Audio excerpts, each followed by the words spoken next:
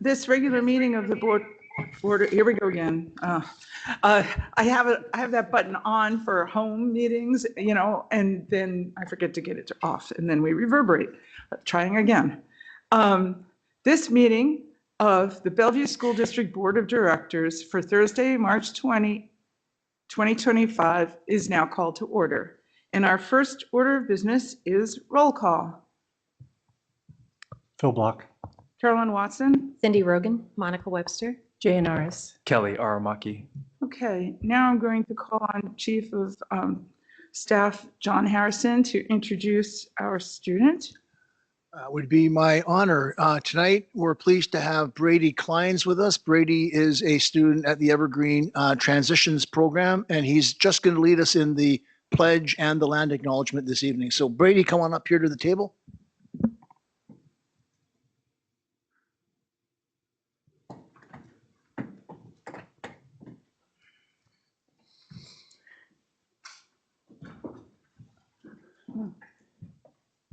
I pledge allegiance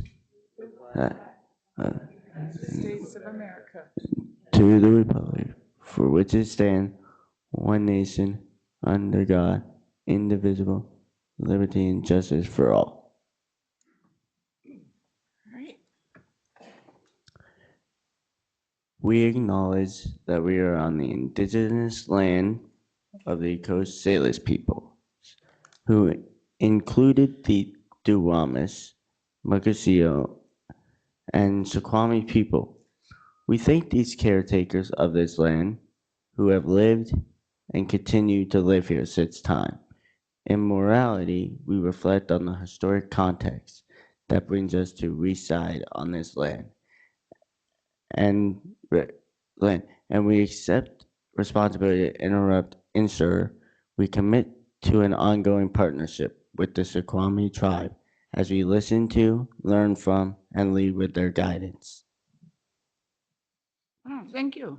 Thank you, Brady. And just to let everybody know, Brady was here early. He practiced in front of his class. He was ready to go tonight. Brady, we really appreciate you being here. Thank you very much. Thank you.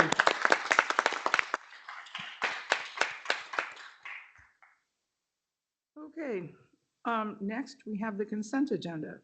So as usual, I'll ask for a motion to approve the consent agenda. And a second. To approve. Oh, did somebody do it already? Oh dear. I missed the acknowledgements. Let's back up. Okay. Acknowledgements. Music this month is Music in Our Schools Month, National Development Disabilities Month, National Nutrition Month, Social Work Month, Women's History Month, Youth Art Month. On the 17th, we had St. Patrick's Day. Today, we have Nowruz.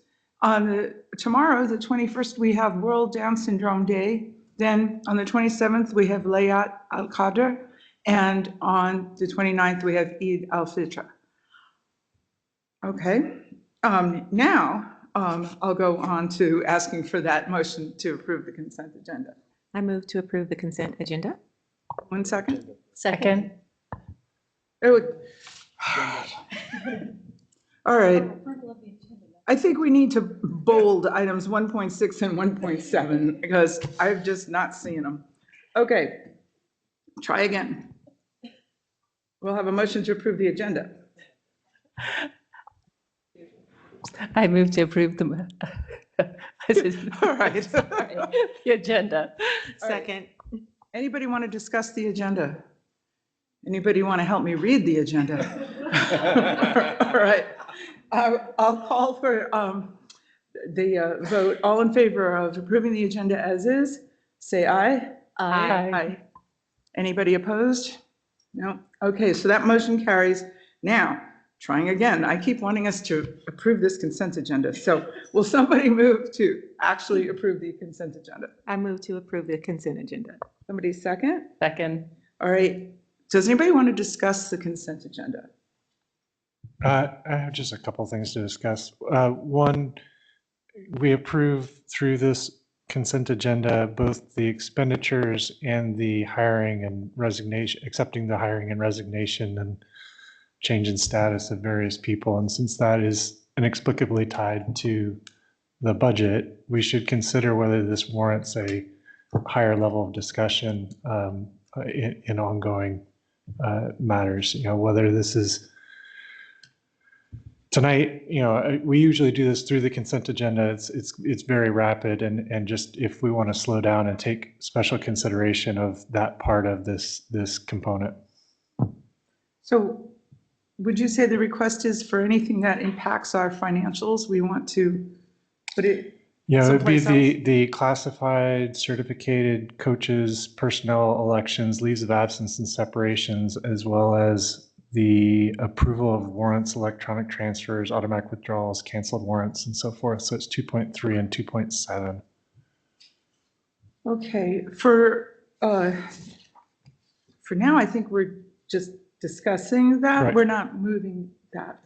Can I ask a clarifying question? Are you asking to pull those two items out and have discussion on that right now and then approve the rest?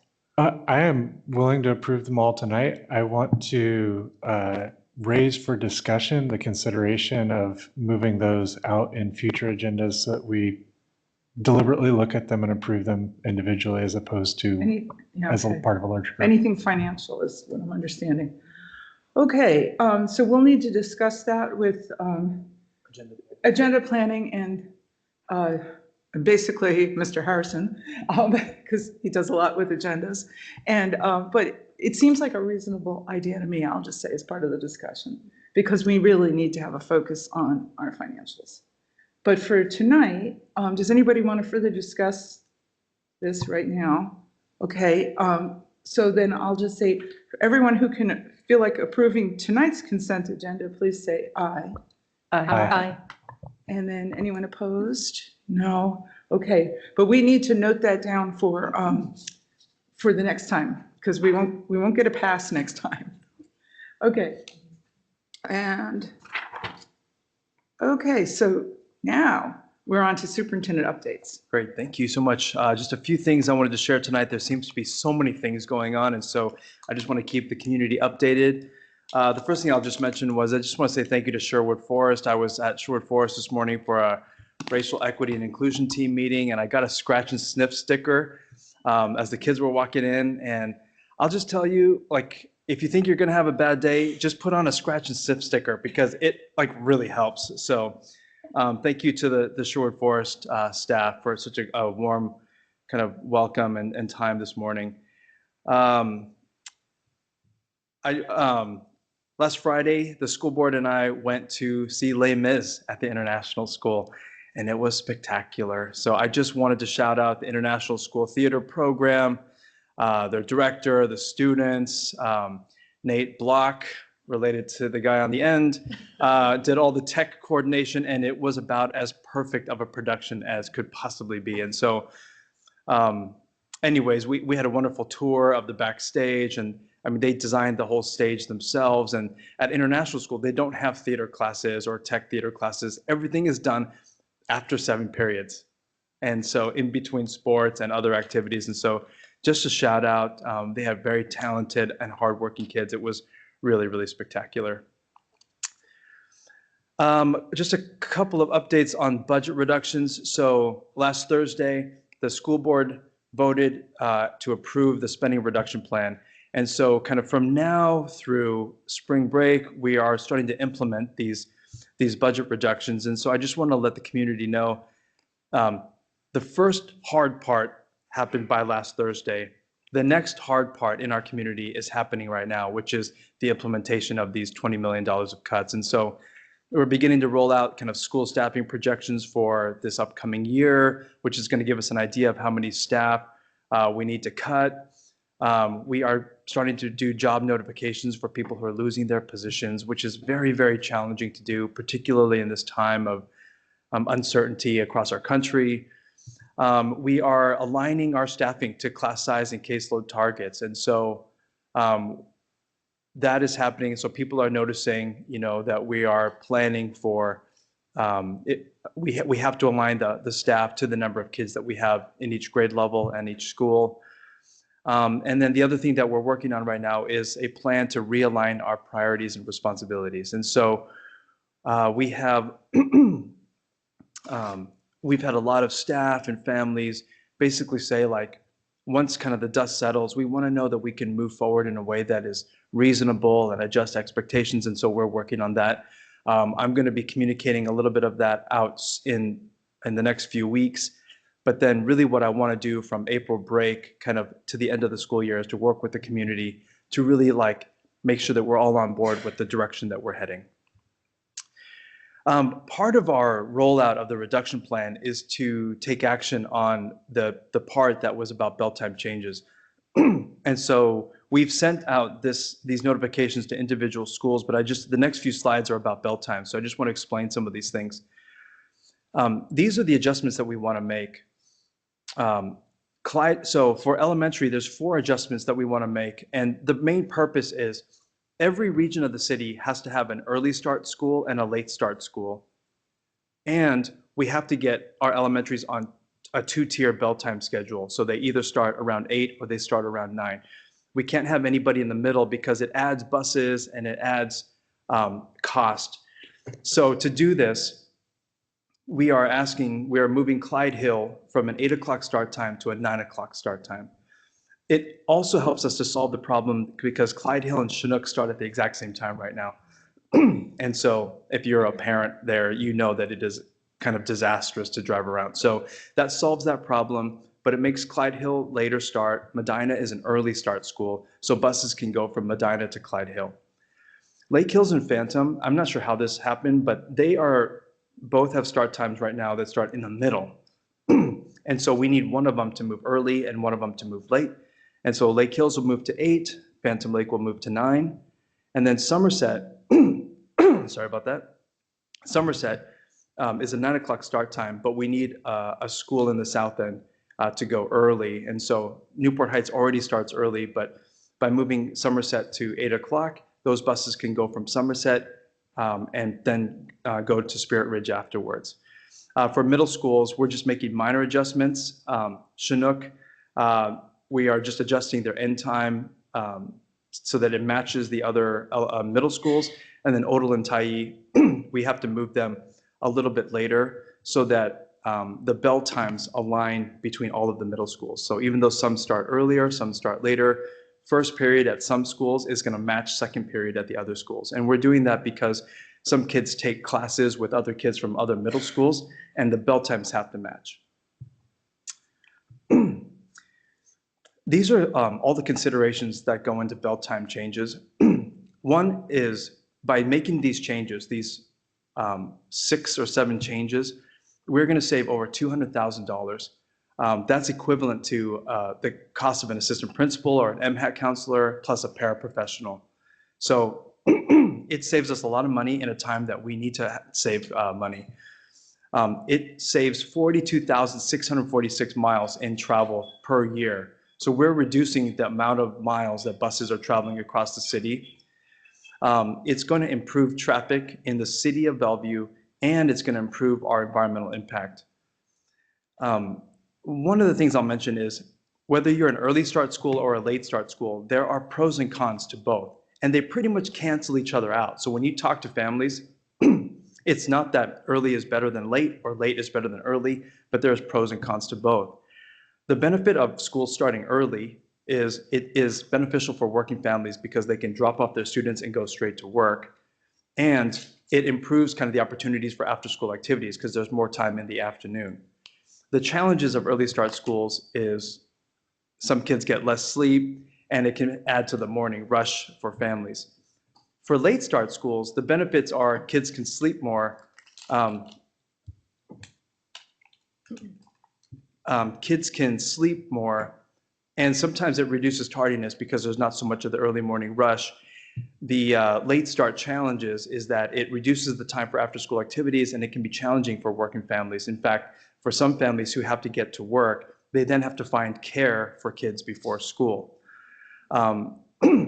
But no matter what, whether it's early start or late start, I think the biggest challenge in general is not about the pros and cons, but it's about the adjustment to the new. And I don't want to diminish this because this is a big impact for families. People have to coordinate daycare, whether it's before or after school. They have to work out their work schedules. They have set morning and evening routines.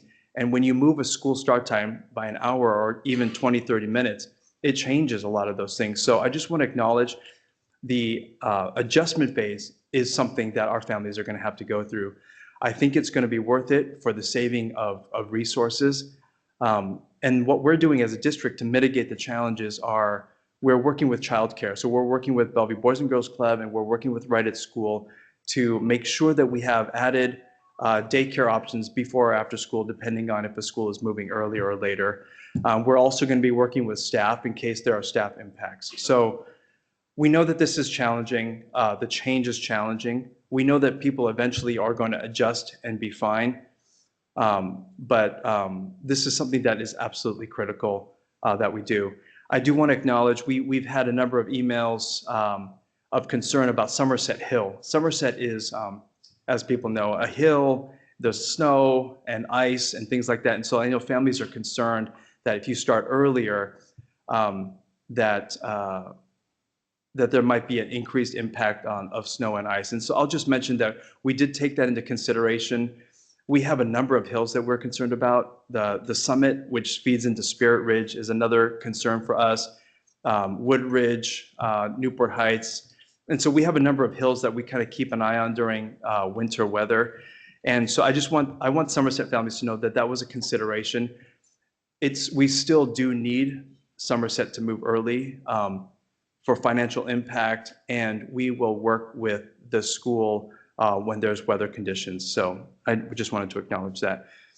This is just a picture. Our current elementary bus routes, these lines show where the buses travel from early to late start schools. And you can see our buses are crisscrossing, traveling all over the city.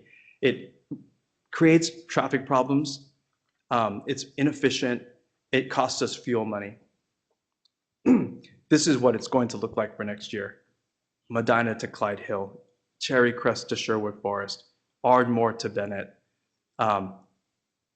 Somerset to Spirit Ridge. So you can see it's much tighter, stays in the zones, and it's going to save us over $200,000. And then this is a picture of our middle school. So middle schools also is quite efficient.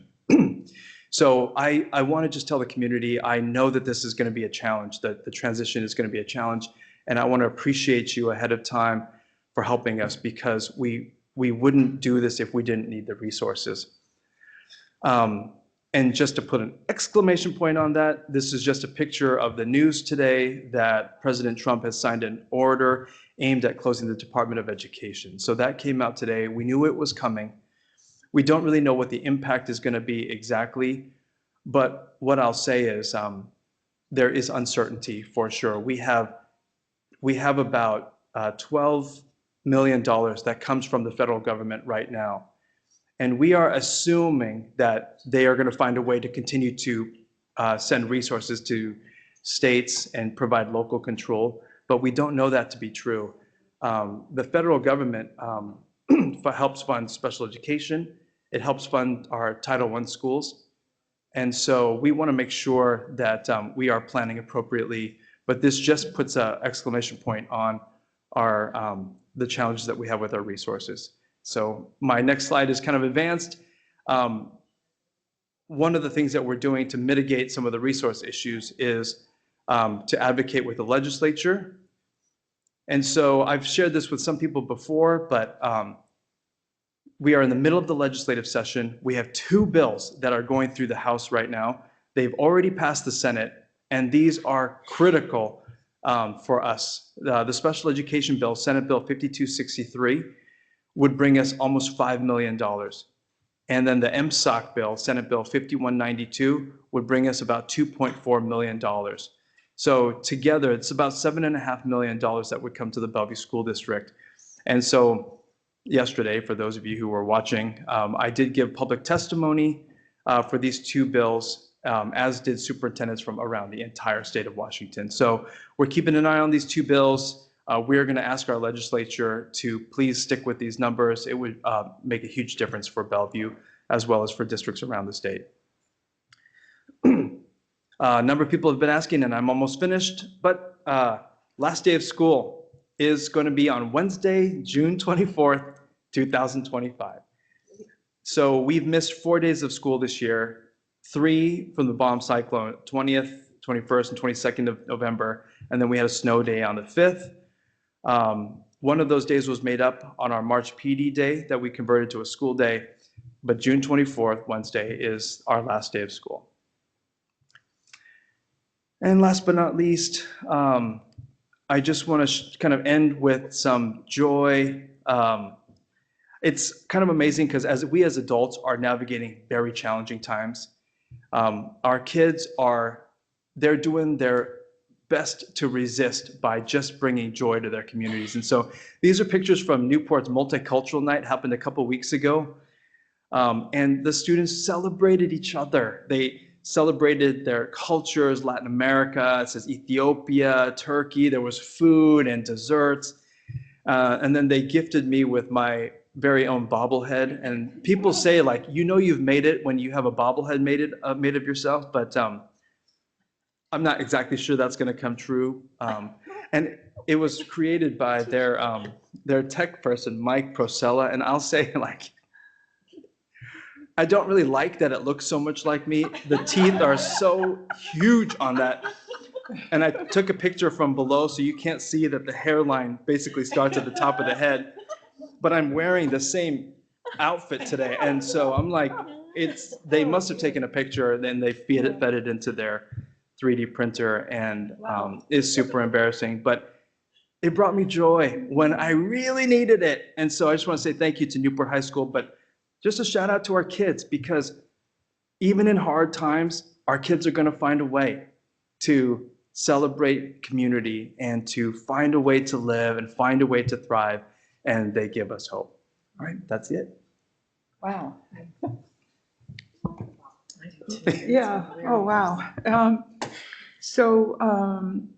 That's the end of superintendent updates, and now we're on to public comment. So again, I will look to Chief of Staff John Harrison.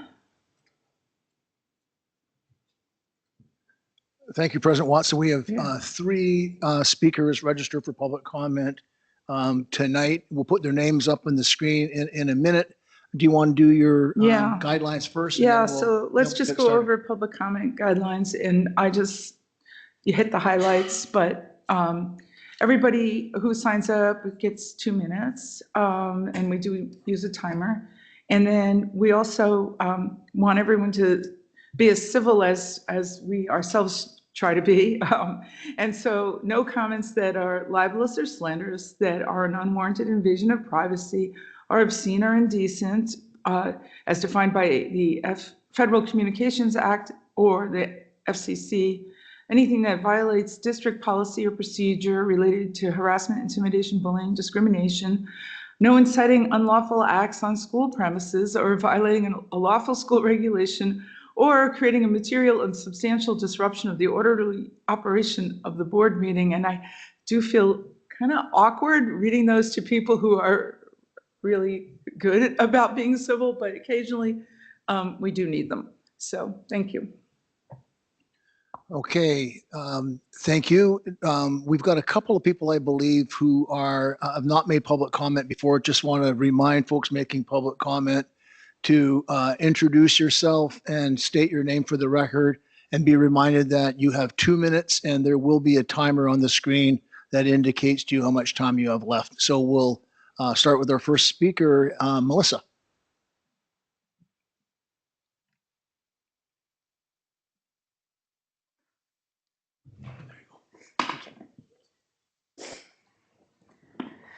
All right, good evening, esteemed board members and Dr. Aramaki. My name is Melissa Taylor and I am a BSD graduate, a dual language teacher at Highland, and a BEA board member, but tonight I speak as a parent.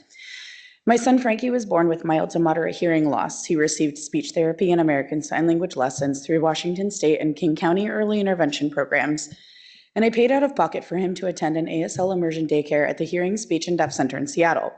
When Frankie was evaluated by BSD during his transition out of early intervention at age 3, I was told he did not qualify for specially designed instruction because he does not show enough of a deficit in a qualifying area and gets by well enough with English only. He was placed on a 504 plan that included the most minimal of accommodations, such as preferential seating. I was the only team member to suggest that perhaps the use of a classroom microphone, video captions, and a visual schedule might benefit a child with hearing loss. In that moment, it became clear to me that BSD could not or would not support Frankie, so I uprooted my family and moved to Seattle, where thanks to the subsidy from the city, Frankie attends the preschool program at HSDC. There he continues to grow his sign language skills, is exposed to deaf adult role models, and has a critical mass of deaf and hard of hearing peers.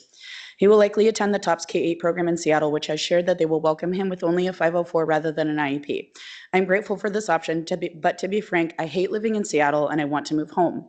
My job is here, my parents are here, and my history is here. The only thing that isn't here is an educational program that will meet the language and access needs of my son. I urge you to add a bilingual ASL English program to our schools in the name of multilingualism for all.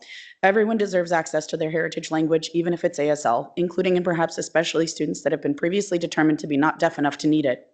President Watson, last week you said that language programs save schools. As a dual language teacher, I could not agree more. Director Rogan, you spoke last week of untapped resources and unexplored opportunities. Deaf education and ASL instruction are virtually non-existent on the East Side. Merge those two perspectives, and it's easy to see that this is a moment where our district can show true leadership and innovation by providing a new alternative for families seeking this unique type of bilingualism for their families. Thank you.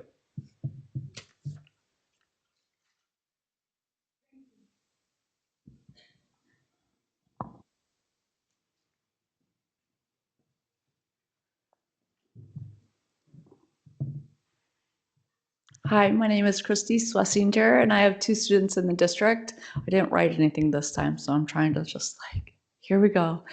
Tonight, I'm here to talk about literacy. We have our amazing teaching and learning staff that will be presenting some of the curriculum that I was on the adoption committee, and we've worked really hard over the last few years to get our curriculum following the evidence-based science practices, and we just were really seeing great things around the district. I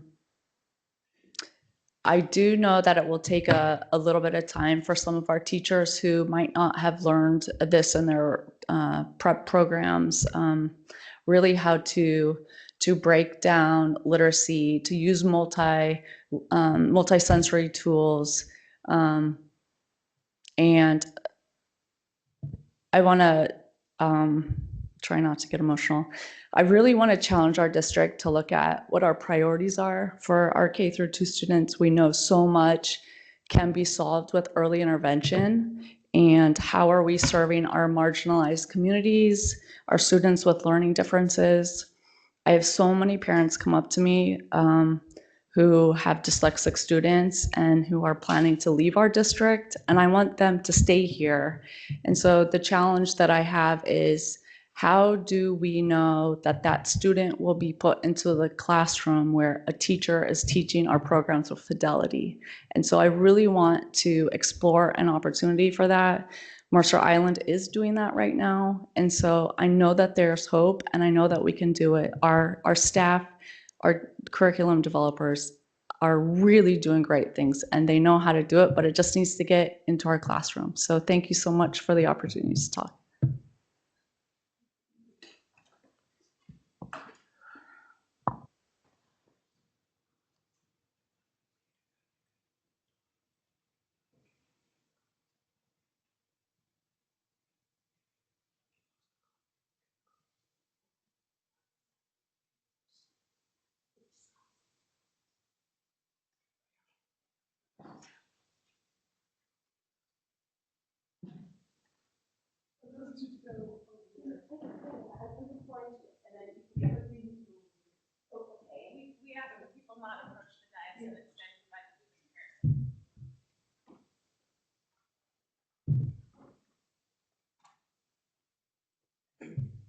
You can sit here. Yes, can he have his own 2 minutes to speak? He's not registered, so just you for now. Okay. You can sit here though. I'd just like to say Can you turn this down? It's a bit loud. Hey, Joseph, let me speak. Okay, and then you can. Once my mom's done, can I have a few words? Yes, I think that would be nice. Hello, Dr. Hit the button. There you go. Hello, Dr. Armaki. I was invited here by your assistant, Yasmin, who felt that I should have a discussion with you and the school board, and so I am. I'm a representative of the Wellman family. This is Joseph. He has an IEP. I think there's a certain flavor to all of the comments today, but Specifically eye problems. well, yes. And there have been a lot of concerns about your ability to um, interact with IEPs. And the way the IEP works is you write the IEP and you have to fill what you've put in them. But however, it is illegal to not put in resources into an IEP so you don't have to fulfill them. There is an unfortunate situation that CPS knows about where districts, in order to not fulfill IEPs, not use those resources, will make fake CPS claims, which are detailed in emails sent to you, Dr. Armaki, which were asked for a very specific response from you. No response. So you stuck your head in the sand. So I've given you a copy of the emails to refresh your memory. So fake CPS claims are illegal and they are a misdemeanor.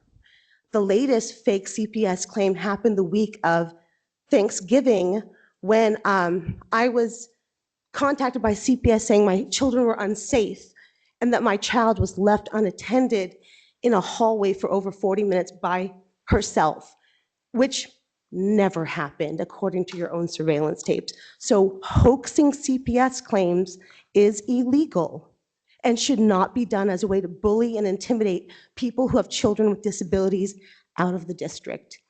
And I urge you to actually respond to this because this is illegal as hell. Thank you.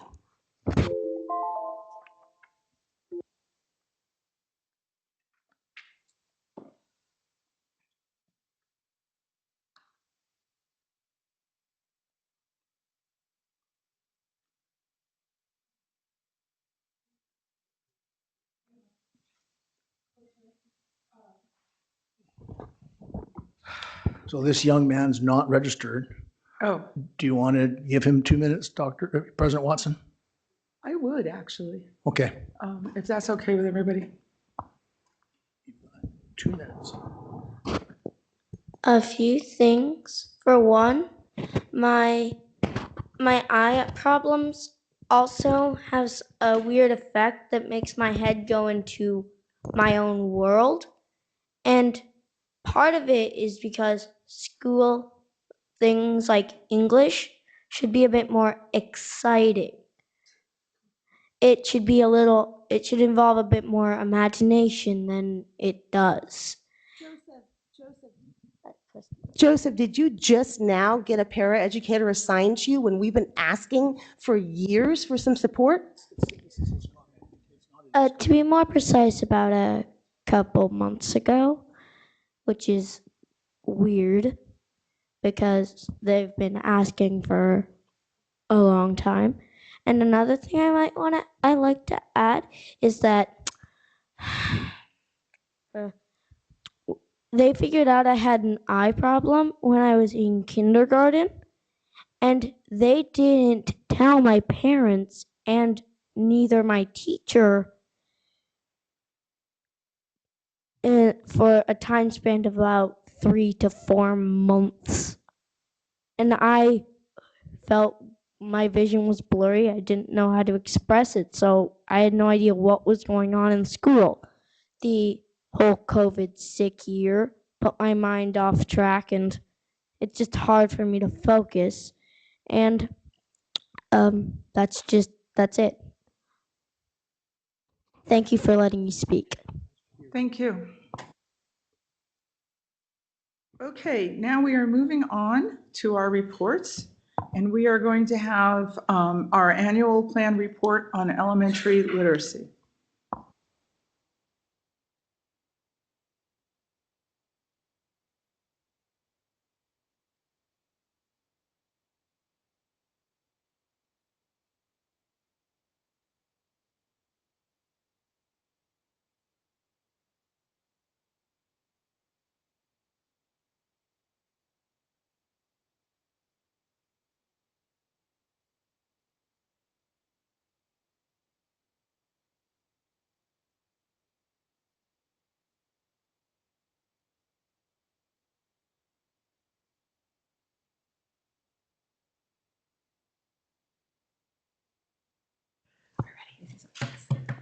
Okay, everybody ready?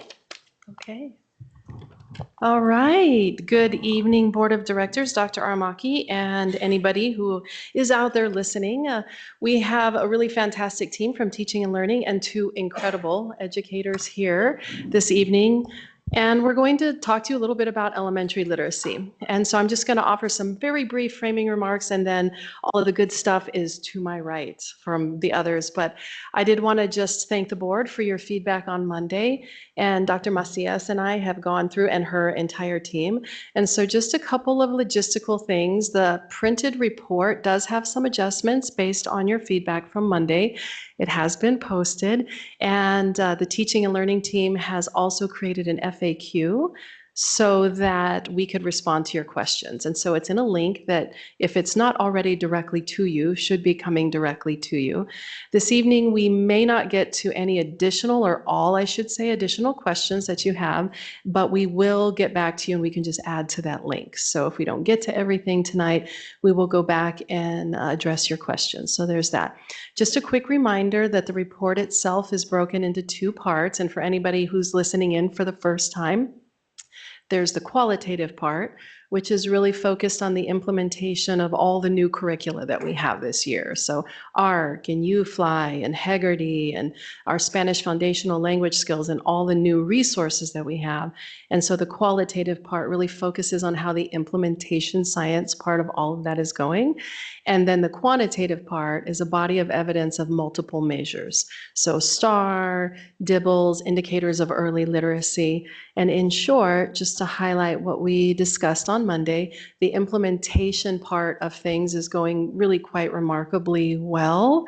And that is because of our incredible teachers. So our educators out there in our classrooms are doing everything they can. They're working very hard to implement with fidelity our new resources. And so that's going really well. And the teaching and learning team and all of our educators have put so much effort into making this work well for the students that we're serving every day. Our quantitative outcomes, as we discussed on Monday, are a little bit more of a mixed bag. And so we, want to be upfront and transparent about that.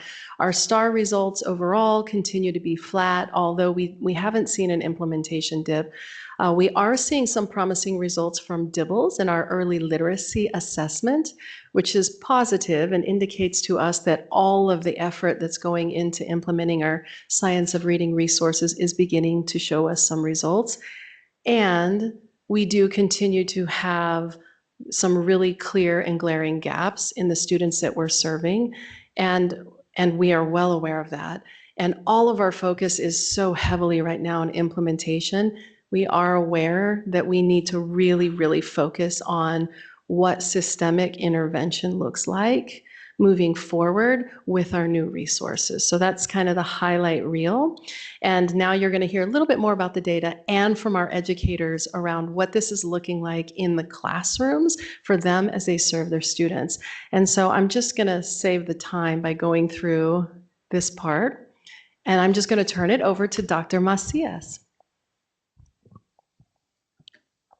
Hi, everyone. Dr. Melissa Macias, Executive Director of Teaching and Learning. We're super excited to be here to share our progress for language and literacy. Over the past 3 years, our teaching and learning team has brought together a diverse group of members of our community, parents, students, and teachers, to ensure that our curriculum reflect the needs and the value of our students. We started in 23, we adopted Heggerty as the curriculum, which provide a comprehensive support for our teachers to provide systematic and explicit phonics instruction. In 2024, we adopted UFly, which is another explicit and systematic program that teach students essential skills to be a proficient reader. And then as well in 24, we adopted ARC, which means American Reading Company. And part of that was our main curriculum grounded in science of reading. It allows our students to experience reading and writing in a different way that we haven't seen it. It allows students to research for their favorite topics and to connect it to science and social studies. And our educators have been amazing in implementing our curriculum. Part of that, we have to do some shifting instructions and we have to refine our instructional practices. We have provided ongoing support to our teachers. We started in the summer and you join us for that day where we have a launch unit 1 with all our educators and our ITCLs. It was one of the highest attendance that we have seen. And then after that, we had October PD where our educators had the opportunity to experience unit 2. We also have done a district-directed professional development, and all has been based on language and literacy instruction. We also have embedded GLAD, and also GLAD is a guided language acquisition design, and that's a model and a set of strategies to support our multilanguage learners. We also have letters, and letters is a language essential for teachers of reading and spelling, and it's a very intensive professional development that our educators has done. It's about 60 hours, and it comes in 2 sets for year 1 and year 2. So far, we have about 35 educators that have completed or are enrolled in completing this training. They have to take a test and they get a certification. It's a very intensive professional development. As a district, you can see the visual that we have adopted curriculum that aligns to our instructional practices, and research say that it takes about 3 to 5 years to show consistent implementation and shifts in practices. Today we have 2 amazing educators that will talk about their experiences, but just so you can visualize what a day look like in instruction in primary grades. And what you can see, students come in very excited to be in the classroom and they see integrated foundational skills. They start with the morning message where we align our U-Fly instruction to what the students experience. We focus on the sense of belonging. We create circles where students have the opportunity to share their experiences. And then you see explicit instruction, and you can see as the pictures show that students are moving around. You can also see the teachers with their hand up, trying to break words into phonemes. And then you see students have the opportunity to read and write independently. And then you can see students having access to a variety of books where you see cultural responsive libraries, thanks to our Bellevue School Foundation for providing those. And then we see students celebrating at the end of the day in the outdoor chairs or again in a circle. And through the day, we continue to integrate language literacy through different content areas.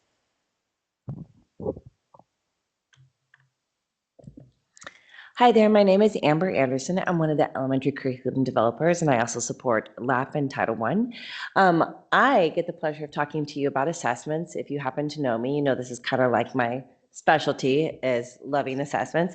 But in all reality, one of the reasons why I love them is because they help to guide our instruction, and they give us opportunities to celebrate and opportunities to set goals for where we need to go next.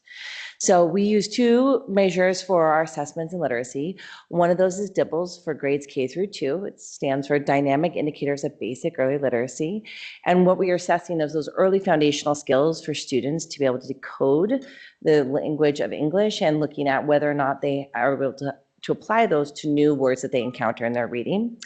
Then we also use STAR in grades 3 through 5, and it's a universal screener, and it is done, again, both of these are done 3 times a year in order to assess students and set our goals and figure out where we need to go next.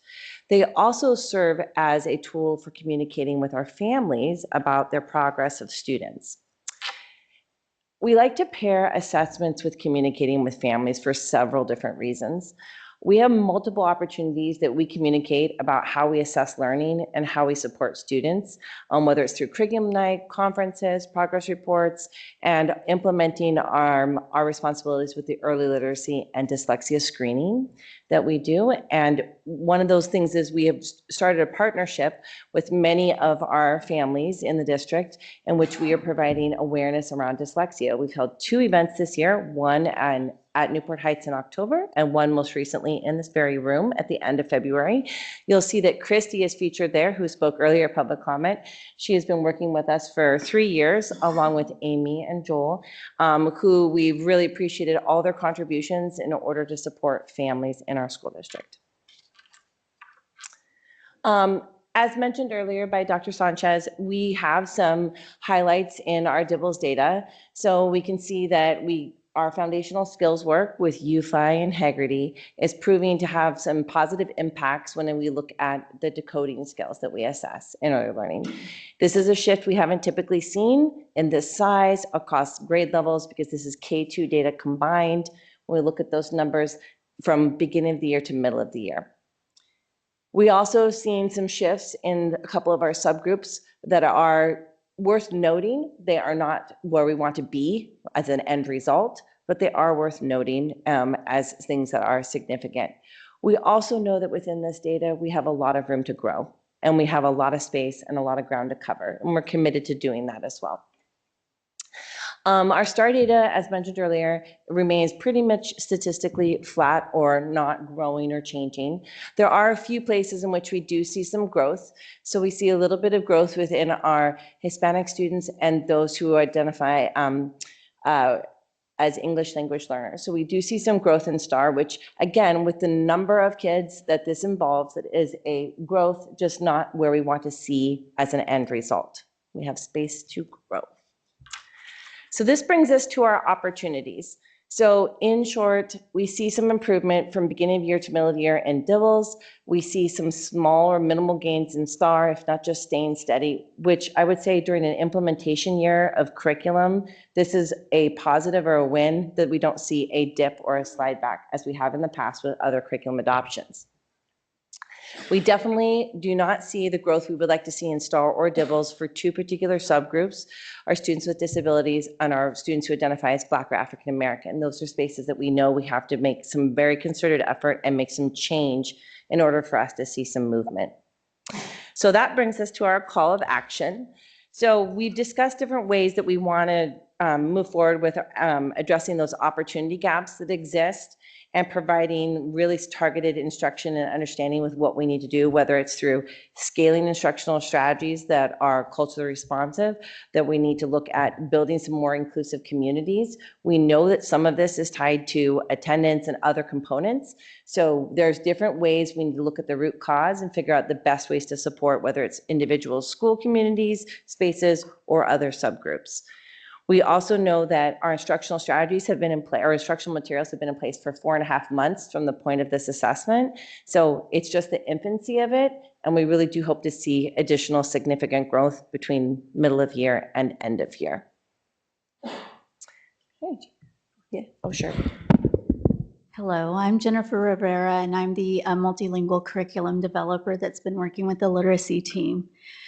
So we're going to be celebrating some successes tonight. As we reflected on our journey, our educators have shared stories with us about student growth and progress. They celebrated the impact that our literacy programs have had on student engagement, motivation, and confidence. We saw students who have struggled previously with reading and writing, and they're beginning to flourish. And you see the confidence in them, you see their pride, and their faces lighting up with excitement as they have discovered the joy of literacy. Amber, can you go back a sec? Okay. In that picture, I just wanted to celebrate. This is a photo from a first grade teacher, Christine Clark at Stevenson, with her class. And in the quote, it just says, "I have more confidence than ever that I can say all my students will be reading by the end of the year." Here are a couple more examples from Bennett. This is second grade, and this is highlighting poetry. Poetry is difficult to write, but these are second graders who are having fun with poetry. And so we've seen improvement in student expression, vocabulary development, and knowledge building through their writing. So this, yeah, okay, that's okay. So now we're gonna watch a quick video of two fifth grade students from Clyde Hill sharing about their experience in literacy this year. So much as a reader, writer, and how I talk. This is all because I'm a Spencer. And in this class, there's nothing you can't achieve. You can achieve everything. You just have to put your mind to it.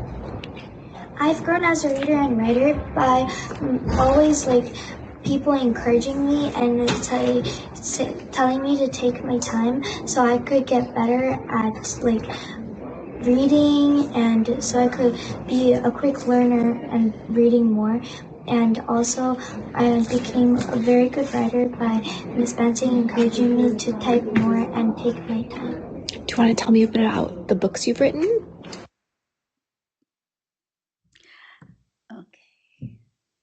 So as we look to the future, we know challenges will remain, but we're confident that together we can overcome them and create a brighter future for all of our students. We'll keep moving forward with our passion for teaching and learning, always looking for new ways to improve. The future is full of possibilities, and we're excited for what's ahead.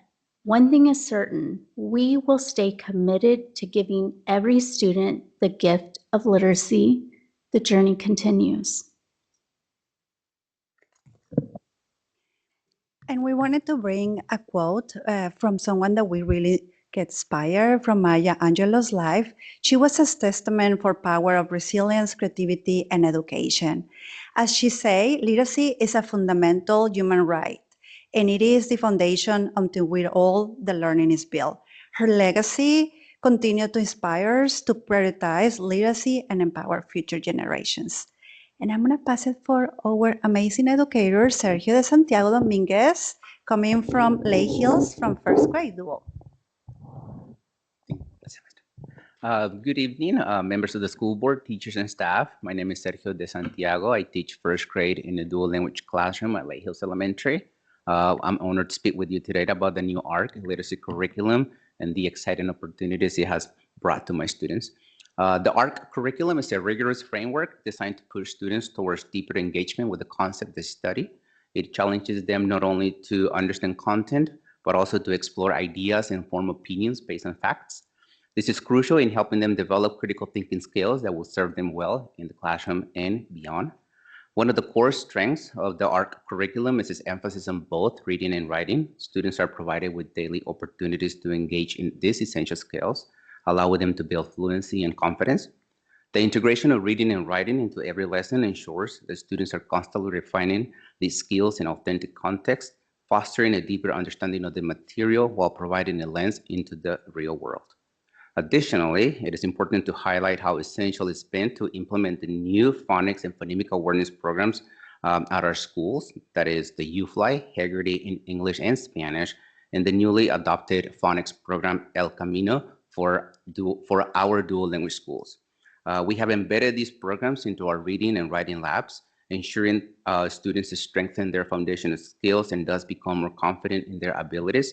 I smile in excitement every time I see my students going from blending, segmenting, chunking words in the morning to using these skills while conducting research, analyzing texts, and writing their own stories during the afternoons. By adopting these programs, we're not only elevating our expectations, but also setting students on a path towards success, both academically and as lifelong learners. Thank you for your continued support as we work together to provide our students with the tools they need to excel.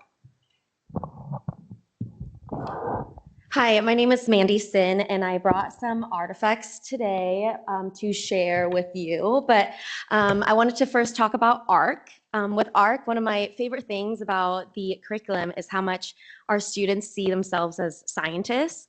We started with zoology, and we're currently in the ecology unit. And because of the repetitive structure of ARC, our students can confidently show and explain what they know. So for example, they know that for each ecosystem, we're going to talk about the climate. We're going to talk about the animals and their adaptations, plants and their adaptations, and then how they all tie together in a food web. So in the slideshow, check out the food web that one of my 5-year-old students made, which is so impressive. And then the other thing I wanted to talk about how ARC has been so successful in our classroom is the way that it pushes our students to connect with the real world around them and bring their background knowledge. The last ecosystem we did was forest, and our students were so lucky to be literally surrounded by the Bridle Trails forest. So for one of our lessons, we went outside and on a scavenger hunt for living and non-living things that we might find in the forest. And then when we wrapped up oceans, our students got to share ocean plants and animals that they saw in our local beaches. So it's been really successful and the engagement is top tier. They know exactly what to expect when we do ecology, and they're excited to just like raise their hand and share everything they could possibly know about an ecosystem they've been at. And then switching to phonics with UFly, I would say definitely it has been a crucial role in supporting our students' reading and writing, especially the foundational decoding skills. Again, UFly is repetitive, just like ARC. Our students know for each lesson, they know they're going to sit down, they're going to get their whiteboards, they know they'll have their word work with them, they have their magnets. And for every consonant that we do, we know there'll be a day 1 and there'll be a day 2, and they'll all get to write sentences that have exactly the words that we've been covering. And because of that, I'm proud to report in my classroom, I have 85% of our students reading at or above grade level for their DIBEL scores. And I think the success definitely is attributed by the trifecta of Haggerty, UFly, and ARC. So overall, literacy has been such an exciting part of our students' day, and they're just so excited to be in our class learning about animals and living, non-living things. Thank you. Well, thank you. That's all we have. Welcome your questions. Yeah, thank you. So now it's time for a little bit of board discussion, and I see Director Ars has her hand up. I'll go first because first I wanted to say thank you for presenting and providing the report. I know that I am the guilty party of asking for a DIBEL score for K2 for the last several years. It is not typically has been reported to the board in the past. I do think it is fundamental that we keep our eyes on our K1, 2 and make sure that we're doing all we can as a board to encourage and support. That said, I also want to thank you, Amber, for championing our science of reading. I know I've met with you several times in this whole process in the early stage. And so I think it's great that we're making sure we are just being consistent and being thorough about having all students have decoding skills.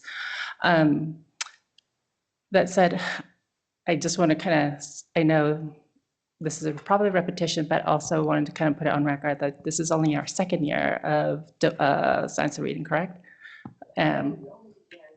Sorry. We began with Haggerty, so we began with the phonemic awareness. So that is just the start, and that was last year. So yes, 4 months with this curriculum. Thanks. You don't have to answer my questions right away until we're all done here. I think that's typically how we go. But I also want to say I love the fact that you've embedded GLAD and really addressing our multilingual learners as well. And it's great to see the growth with the K1, 2 already. I'm curious to know if our 3rd through 5th have access to the same tools.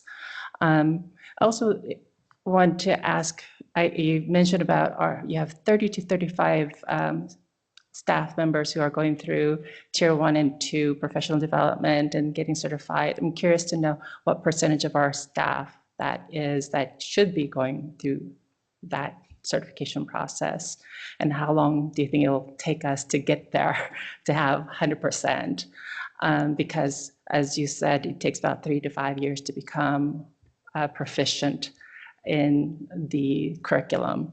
I just want to be realistic in my own mind of what should we anticipate as being really seeing that growth, and as you say, in their ability to be proficient in their teaching. And also whether or not,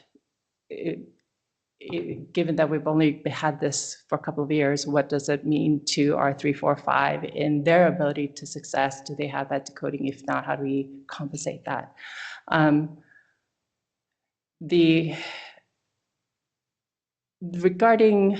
did ask a question regarding DIBELS versus STAR, and I thank you for defining and telling us what those two do.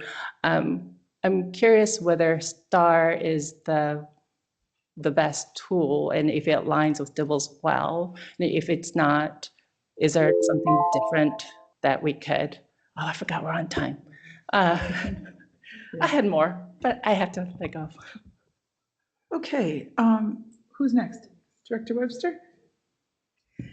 So thank you for the presentation, and I just really appreciate how you were able to incorporate our feedback into the presentation. Thank you so much. I know it was a lot of questions. And I think just throughout our conversations, it's pretty evident that we're all committed to thinking outside of the box and possibly exploring new pathways so that we are able to serve each and every student well, especially in a core subject matter like literacy. So clearly we've got some room to explore, and I'm grateful to be in partnership with you all. As I looked at all the areas of focus, I did wonder if there might be some additional tools that we might be able to explore. I just remember being in my elementary classes and having sort of these breakout sessions. And, we were able to either read a book independently, or some of the kids were able to kind of pair up and read to each other, taking turns. But we had options available. Now, that was a long time ago, but I just couldn't help but think about the advancement in technology and kind of some additional opportunities that may present themselves to our students today. And just wondering, so I did a little bit of research and found a couple of AI tools and apps that students might be able to access more independently, and just wondering if those might be helpful. One was called Amira Learning, and it's a speech recognition-based platform that listens as students read out loud and provides kind of this interactive tutoring to build their literacy skills. And then the other one is called, and I think I'm going to butcher this name, but I think it's ELO, it's ELLO. And there is a subscription required, but basically they offer access to physical books for students, and basically, they read out loud to like this animated elephant who sort of celebrates the students' successes and coaches them. So I'm just curious if we have anything in place for students pertaining to AI technology. I also know that there are a couple of more recent committees that we formed in the district that are having conversations around ideas that can perhaps better support some of our students in the margins and who are struggling in literacy and math specifically. So I'm just curious to know if the team is having conversations about collaborating with those committees, just to kind of learn from each other and glean some ideas and that they might have. I serve on one, so I know that those conversations are happening, and be happy to have some engagement with your team. And then, one of the other things, I'll hurry. How are we engaging parents in this? I think just building that partnership is really important. Sometimes parents don't even know, right, that their kids are struggling, and we know that they need to be well-equipped before third grade. So my time is going to be up. There we are. Am I done? Is that it? Did it go off? Okay. I have one more thing about absenteeism. Thank you for including that information. Know that it's important, and I'll let the next director go. Thank you. All right, are you ready? I don't know. Ursula. First and foremost, just a big thank you for the presentation and your responsiveness with all of our questions from Monday. Really helpful to see the updated report, and a big thank you to Jen and Mandy and Sergio for sharing those student examples, stories from the field, so to speak. And the video was great. Just to see the kids reflecting on their work and to hear about the impact from everything from walking in the woods and bridle trails to the dual language impact has been really helpful today. Thank you for that. This idea of fidelity of rollout with our professional development, it sounds like it's really increased the confidence, especially with our primary kids. So just a shout out to all of those hardworking teachers out there who are really trying to incorporate these new strategies at all levels. The data is clear, especially at K2, that it's working. I appreciate the data, the STAR data, with a very clear call to action. So thank you for that, Amber. That idea of specifically looking at those systemic interventions and what can be done next in the context of the learning environment. I really appreciate that there's some time and thought looking at that honest assessment of our needs, and really appreciate the disaggregation of data by race and ability. I think we can celebrate all kinds of positive learning in Bellevue, but boy, shining a light on what's next and where we have to focus our attention is is great to see.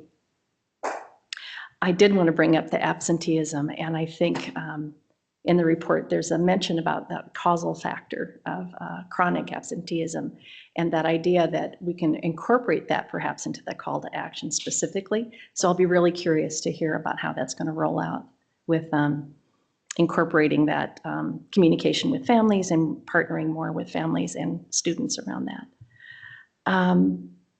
I wrote all over the place on my notes here. Let me see if I'm missing anything specifically here.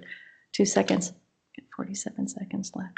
Oh, that idea of, and we saw this on our school board visits too, where the kids are in circle, but they're also just that TPR, that, you know, total physical response going on.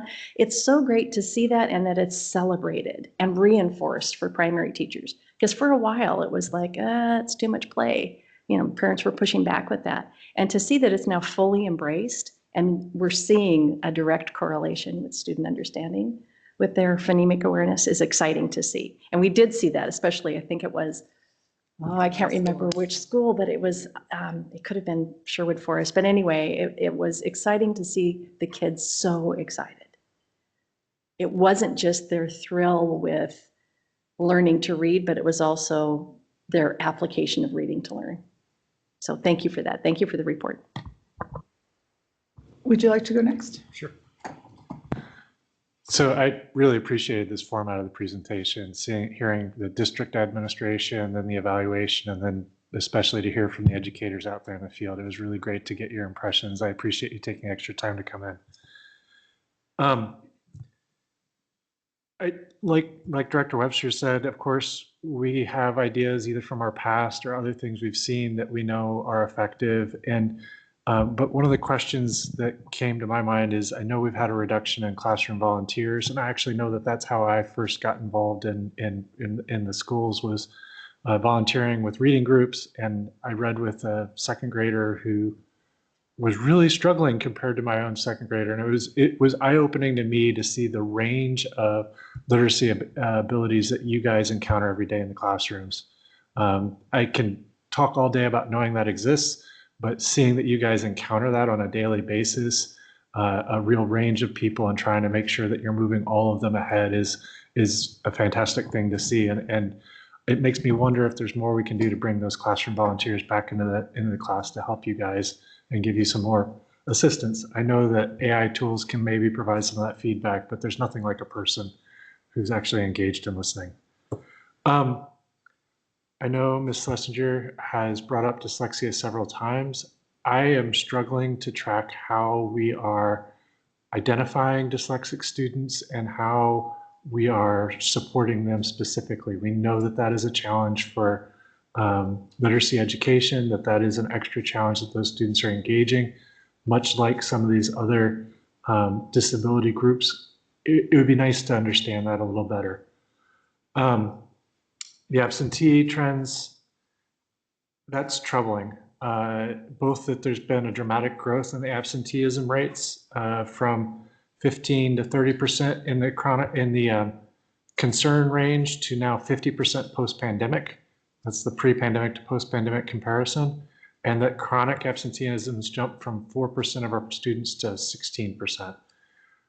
One of the things that I remember a period where I was out sick long ago, was getting a huge pile of take-home materials and being supplied with that for my parents to help push me through to catch up. I don't see that today. My kids are in high school. It's a different situation. They're expected to be self-directed. I'm curious if that's happening at the earlier ages. I'm running out of time. I am concerned about the Hispanic, Black, low-income, and disabled disparities in performance. It's a call to action for me. It feels like we need to be doing specific interventions to support those students. I think I mentioned on Monday the possibility of books or education materials, that there is something we're missing there, and we can push the top level curriculum as much as we want, but we need to recognize that there are reasons why students have different levels of engagement and interest, and we need to try to address that to bring those students back to the same level. Thanks for your time. Okay, so now it's my turn. So I am optimistic and encouraged. A couple of things I like. I like that we see the increase in the Dival's scores. That's something I've always been familiar with, and I watched a teacher do the Dival's assessment once with a kid. And then I like the way that we're bringing the science. I'm very inspired by your talk about the whatever, the desert and the forest, and just making it interesting and exciting. It is my understanding, and it has been my understanding, that you need to be able to decode, but you also have to have this big language rich environment so that when you sound out the word, you know what what it meant, how that place that in context. And so I'm glad to see that. I'm glad to see that. And you said the FOSS kits it coordinates with, but you said it also coordinates with social studies just now. So I'm excited for that too. So those are all the really good things. And I also understand that this may take time. I also feel like I have to comment that this is taking, I want to say it's taking a burden off of parents. You may not feel this way, but in my experience, I'm thinking about what we went through with prior curricula. So I had a set of those phonics readers that I was passing around to all the families at Bennett because the parents who kind of understand a little more about it or whatever, so they would sit. We did that. I taught my kid how to decode out of those books. We had those electronic books where you use the pen, like you read along, and then if you don't know the word, you use the pen. We had software programs. We went to a reading class at the old Redmond Schoolhouse and all of this. And I really think that's a big thing where you see the gap between the parents who don't have the resources to go buy all those books and all those workbooks and do all of that at home schooling, get left behind. And I really do think there was a big lot of people in this district who were doing that, and we saw that reflected in the scores. So I'm really excited that this can maybe bring everybody up. Two big questions are, I saw the list of all the PDs that are offered. How do we make sure every teacher has gone there and gets how to do this? And because that Haggerty looks complicated. And then how do we catch the older kids up who didn't benefit from this in K3 or K2 or whatever?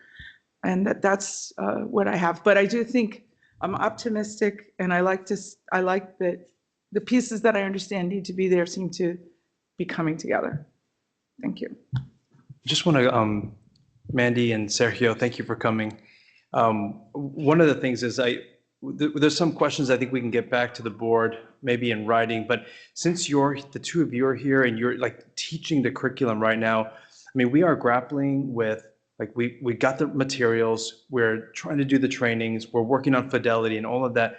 But the question about our Black and brown children, like, we'd love to just hear, maybe you could just share with the board some of your perspective or what you're seeing on how different students of color or students with disabilities are experiencing the curriculum. And like, do you see any like hope or change? Because when you look at STAR, the scores look kind of stable, and not in an amazing way, but like they don't seem to be moving. But if you could just kind of give us the front lines, like what you're seeing with kids and whether you feel hope about it or what you feel like the challenges might be, we'd love to hear you talk about it.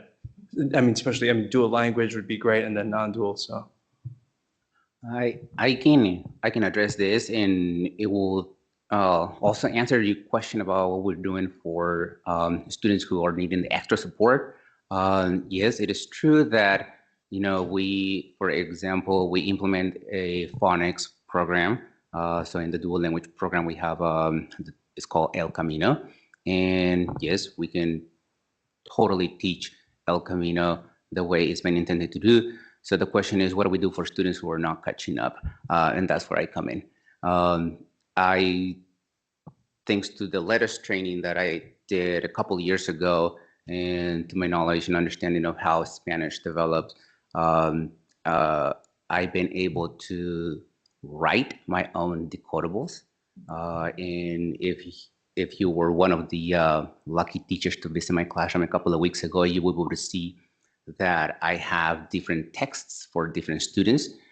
They have access to text, they're reading, they're applying their skills at their levels. So my students, what I do is I look at what they know, and based on what they know, I develop decodable text for them. And for the students who are at or above, I provide them with the text that comes with the program. So yeah, we are helping every student succeed. And one of the signs that I get from my students that they're able to read is when they ask me not to be in the intervention group, but they want to go and access the books themselves. I had that happen last week where a student said, I just want to go read the books myself. And I said, well, I think you're ready to do it by yourself. So he did, and I'm very proud of him. So that's what we're doing. So to answer your question, that's where we teachers come in when supporting our students of color. With ARC, one of the biggest difference that I've seen with ARC versus Journeys is how much closer our students are interacting with things that are from ARC. Like for example, in Journeys, I remember in first grade, there was this passage about trains in Houston's and trams in Houston's. And that was so far-fetched for them to read about something like so hard for them to connect with. But then with animals and zoology or ecology, we got to go outside. In the spring, we're going to Woodland Park Zoo. And a lot of the students are able to talk about pets and animals that they have at home. And I had a student share about all the 7 chickens that they have. And so there's so many opportunities, more opportunities for our students to share their background knowledge. And the other big thing that I wanted to note is ARC is really challenging for students and staff in the way that I'm learning with them. Like my Google is, what are phytoplankton and how do zooplankton only eat phytoplankton? And so as the students are reading tricky words like phytoplankton, like they know that I'm also learning along with them. So we're all in this environment of learning together, but then all of our successes are in the posters in our walls, in the TPR that we have. So they feel successful, even though there's a lot of things that I would never think a kindergartner would be writing and reading about. Awesome. I'll just make a closing comment if that's okay. So K-3 early literacy is a key priority for us. I think our teachers are so spectacular. They've been going through all these trainings coming out of COVID. And I think the idea of fidelity of implementation and making sure that everybody is trained, that is a priority for us. And so Christy talked about that, but we want to make sure that we continue to emphasize that we want all of our teachers trained. I mean, Sergio talked about going to letters training and how that is impacted, but every student in Bellevue should know that their teacher is trained and is able to deliver that kind of instruction. So that's one thing, especially as we look to kind of next year, we want to maintain focus, and this is an area that we must focus on. I mean, teaching kids to read must be our core mission. Some of the things that we're going to be talking about are building out an MTSS district-wide system so that if a child comes into kindergarten and they're not prepared, then we'll have some interventions and strategies in place. If we do an assessment at the middle of the year kindergarten and students are behind, we'll have system-wide interventions. And so we want to be able to support the teachers with kind of a system of support so that they're not having to do all of it by themselves. And so that we as a district can kind of track across all of our schools who's learning to read, who's not learning to read. And so there are some other districts like Montgomery County who have done some of that work, but we want parents to know your kid comes to Bellevue, they're going to learn how to read. We're going to have all of these things in place. We need to make sure that there are interventions that we can offer to students, because tier 1 is powerful and the teachers differentiating and all of that. That is so hugely important. But for students who need extra, we have to provide extra interventions. And so we want to be able to build that out as a whole district. And then with regards to like volunteers and artificial intelligence, I think both are very promising things that we should look at. I think people coming in to read with kids is going to be important, but we are looking at shifting from STAR to like iReady, and these new tools are smarter. Like you read into the computer, but then the AI can tell you what the decoding issues are. Like it's just so much smarter. It's going to be less time for teachers and more accurate in assessing kind of what the needs are. So we are absolutely on board with using technology in the best way possible. to do that. And then the last comment I'll just make is, we've been talking about this because it is tragic in the Bellevue School District that we have kids that leave elementary school not reading. And so one of the things we must do is talk with our parents and find out what is it from their perspective that they are not getting. And so I think collaborating with parents is going to be a key part in order to make sure that we're providing students with the things that they need for reading. So with that said, I just want to say thank you to the team. I mean, you guys are spectacular. So much work that you do. I mean, elementary teachers, just a reminder, they teach everything. They teach reading, they teach writing, they teach math, they teach science, social studies, social emotional learning, how to open up their milk, all of that stuff. Everything happens in the life of an elementary teacher, and we just celebrate you. So thank you so much.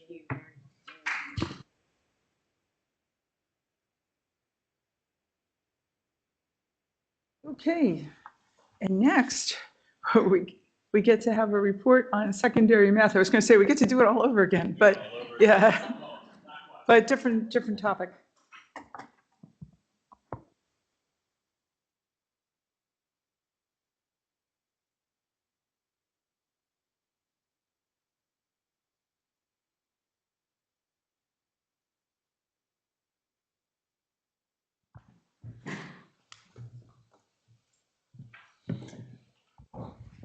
And good evening, Board of Directors, Dr. Aramaki. I'm Scott Powers, Executive Director of Teaching and Learning. I'm joined this evening by Alyssa Galvan, our Curriculum Director in Mathematics, Chief of Schools, Aaron Miller, and a team from Odell. We've got Candace Sutton, who is the ITCL there. To her right is Aaron Thomas, one of our math teachers, and then our math coach, Karen O'Connell, who has been supporting. So you're going to hear from us kind of in this line as you see as we go through.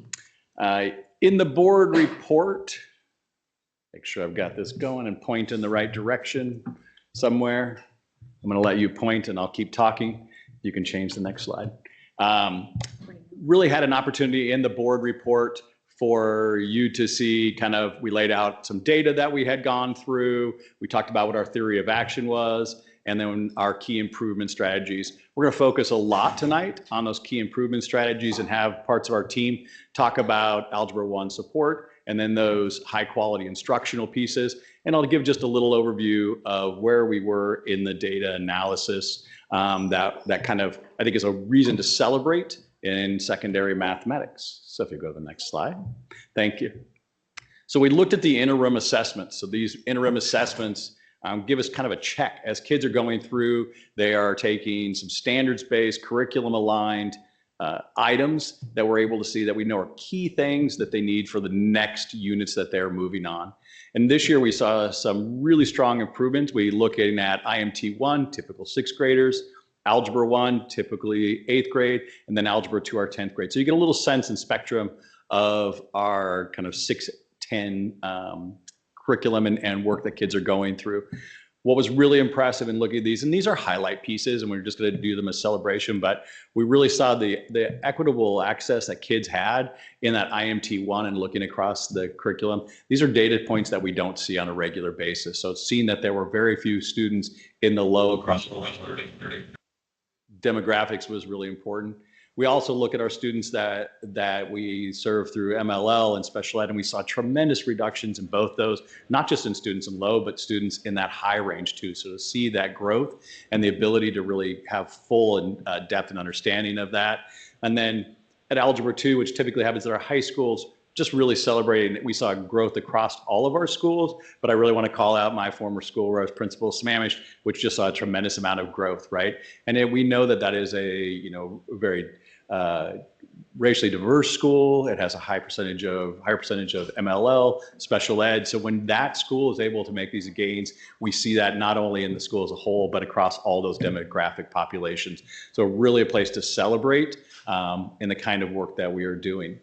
So I'm going to turn it over to Alyssa and really like, how did we start to see these improvements or these indicators that we're moving in a really strong and positive way? And she's going to talk about some of the curricular work and improvements. Hi, good evening. I'm going to try to condense this amazing passion project we've been working on for the last 2 years in a very short amount of time. So there's this very promising targeted group we're working with, specifically with Interlake High School. Unfortunately, Maria Ralos cannot be with us tonight, but she sent over a letter that in some pieces that I'm just going to highlight and speak on her behalf. And I've been working closely with her since last year's, the last 2 years, and last year really closely. So Interlake post the pandemic has had a very high influx of newcomer students. So you'll hear me possibly use the phrase SLIFE, which means students with limited interrupted formal education. So those are students who come with very large gaps in their formal education setting. So they come in at the high school level with very large gaps. And Interlake was highly advocating we need to try something different in math. So post-pandemic, they created this algebra seminar, but they were still facing many challenges because there's no curriculum. We're piecemealing a bunch of stuff together. So finally, we had adopted last year and implemented illustrative mathematics through Algebra 2, and we were able to launch the Algebra 1 supports course. And so we wanted to pilot with the targeted MLL newcomer population first because of its ability to have that low floor, high ceiling access. It's paired curriculum that allows the just-in-time learning with the Algebra 1, and it had realistic pacing, which allows then, with that pacing, time to build that English language practice, really heavily emphasizing that time to build community and that adjustment for social and cultural adjustment pieces. And I'll speak with also my close work with Maria and the MLL team and the administrative team at Interlake last year. I was in those classrooms every Monday for first and second period, and we worked extensively with those kids. And we planned weekly to make sure we calibrated, checked in. Those students, that class group grew to be 45. We ended up having to split it because their population grew.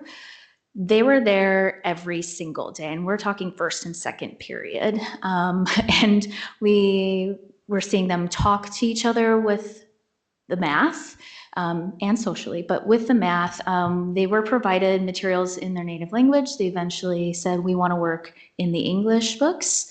The just-in-time supports allowed them to gain access to the actual grade level content, and they were engaging in that. And they were able to demonstrate success. And when you were able to speak with them, we had partners come and visit those classrooms to see if they wanted to implement into their own schools. The students were honest. They were like, it is such a long time, but I love it because I felt supported, the environment was right, and I'm feeling like I'm getting what I need. So this year, we were able to actually expand because of that success and the partnership and the collaboration and all that hard work that we saw at Interlake. We were able to expand it to Sammamish, and we would love to see it expanded actually at all of our high schools because there is a need for a population at every single one. As I've been visiting every building in the last few years. It's just going to be different on those populations. And as we see that work come out of it, we're actually expanding it to our middle schools next year as an option for a different level of support and success model. As you saw in the board report, we've done a lot of restructuring in our middle schools for multiple reasons that we just don't have time to dive into right in this moment. But one of those was to create multiple pathways to support learners of very diverse needs. Now, since we've opened up to all of our borders, we have a large, diverse population now coming into our schools. So we have to serve a lot of needs now. This course can now serve our out-of-district transfers who come in and they don't have an accelerated model to move into, our newcomer students who also have siblings that come at the high school level that enter in our middle schools or elementary levels, or any identified striving learner who may have just need that extra time from IMT1 to IMT2, and it won't delay their Algebra 1 into and entering that that high school. So these are just one of the many ways that we're trying some new structures. We see promising effects coming out of it. It's only been in its second year, so I'm very hopeful, and we Interlake, we see many good things coming out of it, and we want to see how it can grow and expand and serve a larger population. So we're very excited about that. I'll pass it on. Okay, good evening. Okay, so Alyssa's been talking about our Algebra 1 support specifically. We'd like to zoom out here and talk about our approach to high-quality math instruction for all students. So over the last few years, we've been working on trying to shift our math practices to align with these 14 practices for building thinking math classrooms, and there's more detail about these 14 practices in the report, so I'm not going to say too much more about that here, other than to say that they're a set of interrelated practices that help to increase student engagement in a math classroom in thinking and problem solving. And what I'd like to do is just introduce the team from ODL to talk about what some of these shifts in practice look like in a middle school. So I'm going to hand it over.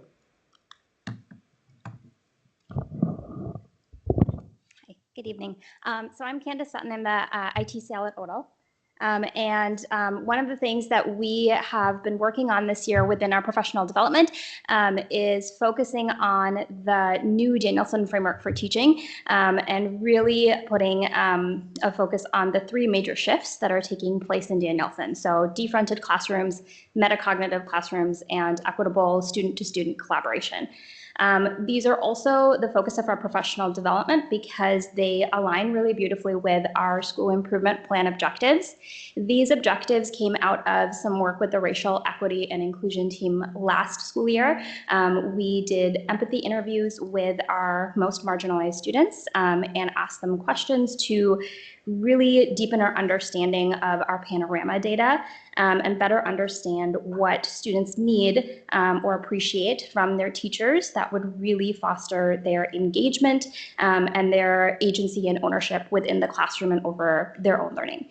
So from our conversations, from those empathy interviews with students, we came up with these 3 school improvement plan objectives. And we use that student voice to also build our equity imperative. So we commit to shifting our classroom practices through those improvement plan objectives that you saw previously to really empower our Hispanic and Black students. Those were the students that were within our focus groups that we conducted interviews with, to develop a sense of belonging as they achieve success academically and socially. And at ODL, the math team is doing a really phenomenal job really putting this equity imperative into action. So I'm going to pass it over to Erin to talk a little bit more about that. That's great. Thank you.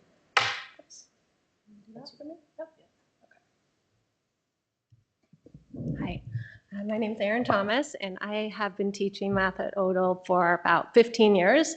I also work with math teacher candidates and teach math methods at Seattle University. So I'm going to talk to you a little bit about the strides that the ODL math team has been doing around the equity imperative. So we've really had 3 major goals this year. The first one is centered around mathematical mindset. So specifically helping all students to see themselves as capable learners and doers of math and see other students in the same light. We've also been focusing on student voice. So fostering a classroom environment where student thinking and talking about math is the priority. And lastly, we've been working to provide access to a variety of learning styles by changing the ways that students engage with the math frequently that you'll hear about and see about in our video. So what does this look like? As Mr. Miller mentioned, we have been implementing strategies from building thinking classrooms and using vertical spaces to get students up out of their seats, talking about math, working at whiteboards. You will get to see a snip of that in the video. We also have been developing and utilizing Desmo's companion pages. And really the goal behind these pages is to get students out from behind their individual laptops so that they can work together and go through slides together, talk about the math in groups or with partners, but use the papers to kind of deepen their understanding. And lastly, we've been using math modeling materials such as lab gear to help students connect specifically abstract ideas to geometric models and deepen their understanding and help them with the algebraic reasoning transition. So in the video, you will see, in the first video, you will see 3 students who are working together at a whiteboard. They're working on solving a 2-step equation using modeling and symbolic reasoning. And you'll see that they're all engaged and they're all contributing. The second group is a group of students who self-selected. They were able to self-select that day, and they're speaking to each other in Spanish and really holding each other accountable for the learning. And the last group is a group of students who are working with the lab gear materials and really talking about this idea of the difference between x plus x versus x times x geometrically.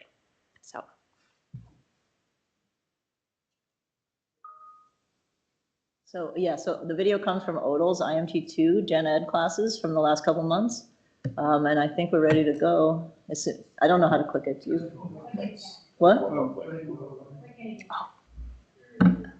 And then, okay, great. One more time or it's good? One more. Thank you. Equals 21. Or So, 27 minus 2. You see, there are 3 So, x's.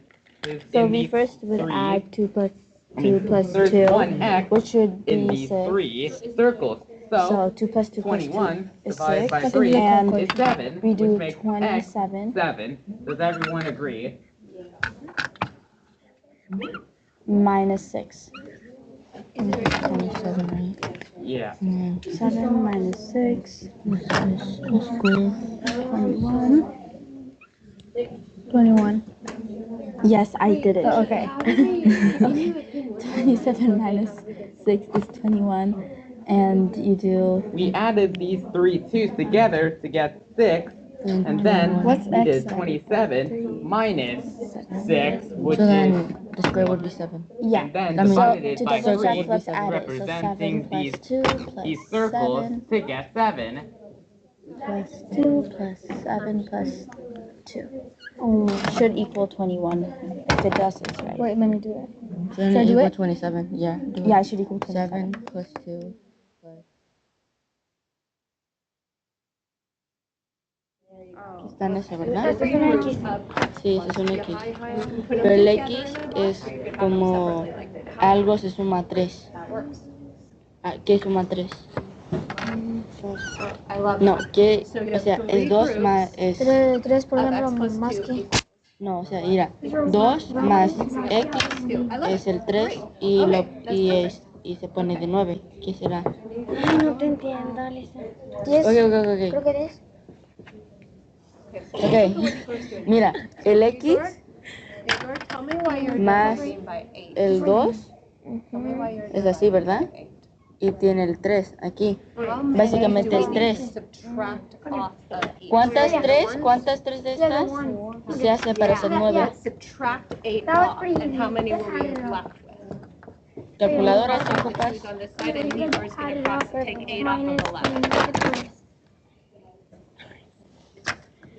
Thank you for coming by. That was pretty quick. Yeah, of course. Yeah, I'm sure you did. I'm sure you did. No. O sea, 2 de este, de los 3. 2 de este. De 3. ¿Por qué? Talk to table group 7 when they're working on this. I'm going to wait for table 2. Thank you. I love how you showed your groupings, how it showed up in your equation, and how it also showed up in your diagram. Super powerful, right? So you could see that connection between this equation, right, and the diagram, and then you could see all their steps that they did to solve to get their answer. So, do we care about the answer most? No. No, we care about the process, 100%. So, but each group, as you can see, used a physical model, used a picture, and connected it with your equation. That's awesome. You're doing algebra. Nice work. Most importantly, everyone was engaged. Everyone was there. Everyone was engaged physically, mentally, grabbing the pen, working hard. Well done. To find, okay, so what's the question? Combine like terms or find what's missing from each library expression above. Okay, perfect. So we're just basically gonna solve this and make it simplified. Okay? Like so we're just merging the ones. yeah, just merging them. So like go that there. See, do you get it? Magic, yeah. Okay, perfect. So that's okay. So this is 1, 2, 3, 4, 5, 5 y plus, and this is how many? 1, 2, 3, 4, 5, 6, 7, 8, 9, 10. So that's 10x Plus 30. x plus 30. Okay, did everyone get that? Wait, what's this one? That's 5. 5y. Okay, perfect. All right, are we all good? Yep. All right, let's go to B. Okay, so we need. Is there. That makes it 2x, not an x squared block. And I also think the reason why it's also not x squared is because here's an x squared, and they don't fit on the x squared. Yeah. Even if you did add like 3 doesn't fit either. Yeah. Because there's still some room, and I don't think one more can fit in that. Yeah, definitely. So, yeah. Yeah, you're right. So I think, Do you guys have anything to say? The only thing I have to say is that the 2x, it's we call it 2x because there's 2 of them, and it'd be hard to say like x plus x equals x squared because that would mix up the pieces. Yeah. And then it would confuse the person who's trying to like figure out for the first time. Okay, so we should probably sketch these two.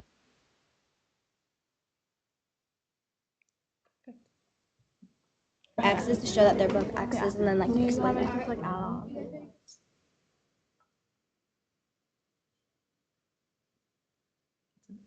Oh, thank you. Yeah.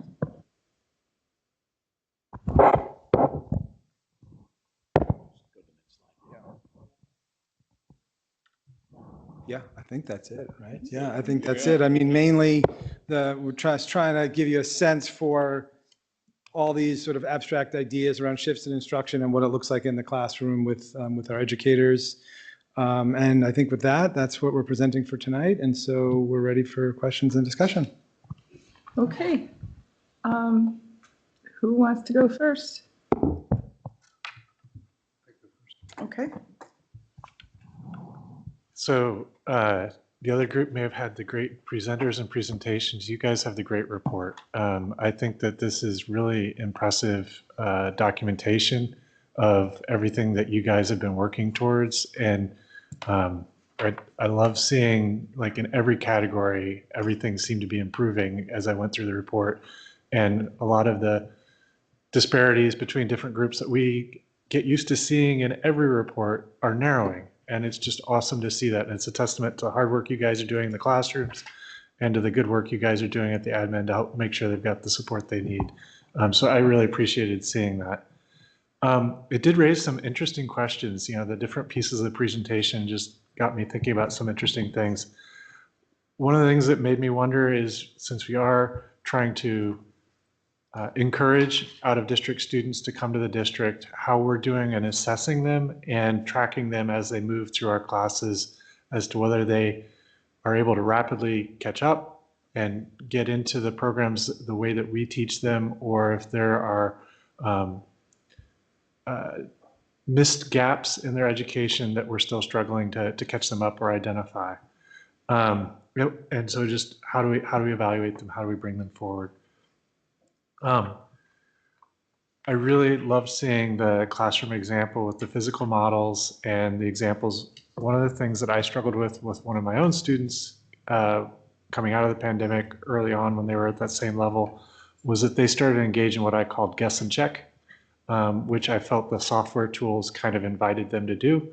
Okay, keep trying. Nope, still wrong, which did not get them to understand the procedural stuff. And seeing the physical models and those methods really help develop the procedural understanding, where I couldn't agree more with your comment. Hey, if you get the answer wrong, that's not as big a deal as long as you understand the process and you're showing development of that process. You're going to get there eventually. And I think that that's exactly the mentality that I like to see, and I love seeing that represented there. I do have some questions about grading practices in math, and partially because I know that some students just completely miss a section. Either it doesn't click for them in the time that we have to present it, or there's an absentee issue around those times. And the allowances for retesting, or basically providing those tools to allow those students to catch up, and the incentives for them to catch up, rather than essentially having it hang over their heads in such a way that they can never overcome, if they have a really bad exam very early on. And sometimes in math, they can be atrocious. They can be 20, 30, 40%. And that can make it almost impossible for them to truly recover. And, I've seen situations where students just kind of give up and they're like, oh, well, I guess I'm going to have summer classes. And so I do have questions about consistency of grading practices across the district and our ability to make sure that students are encouraged to reach that proficiency rather than encountering a challenge and then becoming discouraged. Thanks. Okay, who's next? Who would like to go next? All right. All right, fine. Good. Thank you. Great presentation. I was riveted. The video, it's a joy to watch you teach, Erin, and to see how you're reinforcing the students' engagement and the way they're collaborating and communicating at such a deep level. It was really exciting to see. And to hear that you all did empathy interviews that led to increased student voice, that led to some real key strategies that are targeting our Hispanic and Black students who have, they are our kids we want to see great gains with, and who we've been failing to serve as well. So thank you for that. It was exciting to see. It's exciting also to hear about the middle school, the Algebra 1 sports course, that it's going to be spreading out to the rest of the district, or at least in process, slowly at least. I wanted to just give a shout out for the Danielson connection. I really feel like that's an area where there is such leverage that can be gained as we're reimagining middle schools and reimagining PLCs and making that professional development learning relevant for our educators. So I'm glad that was called out, specifically the student-to-student collaboration and communication. Yay, it's clear that's a direction, that's a high standard that we're trying to aim and meet with all of our teachers, so yay. And just a shout out for Sammamish High School. Big gains across the board. It's just really, really heartening to see, so thank you for that.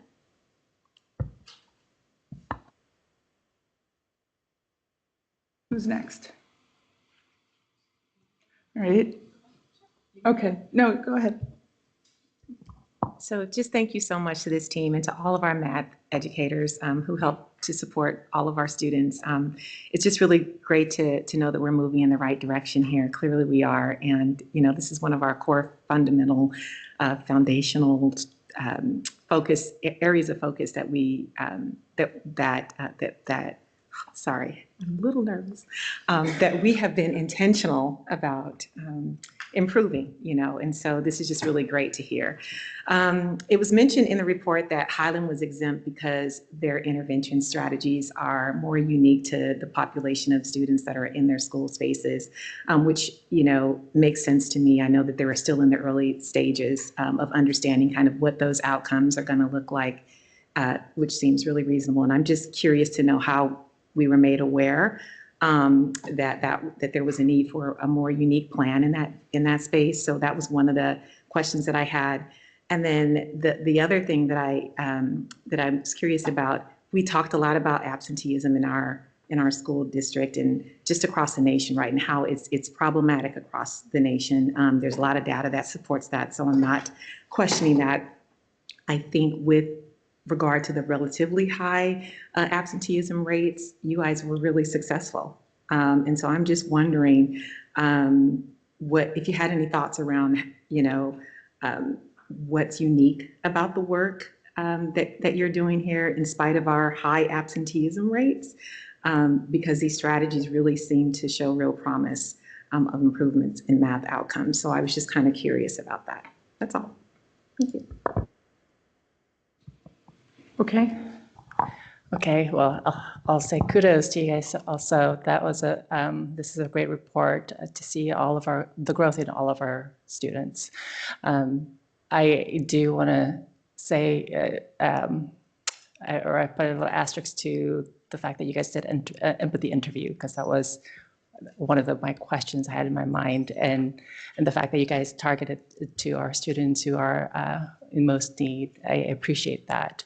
And I also love the fact that you are creating the course for high school and now middle school, and trying to address that gap amongst our students. I'm glad to see that you rolled it out to Sammamish. And this is where I'm glad we're holding onto our 7 periods so our students can have access to things like this. I do have, hold on a second.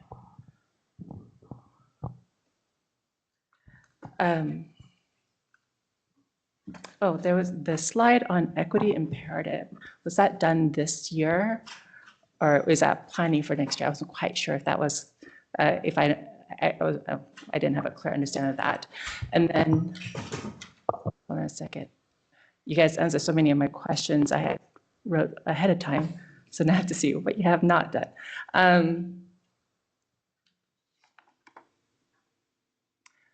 I think that's, oh no, I do want to take a minute here.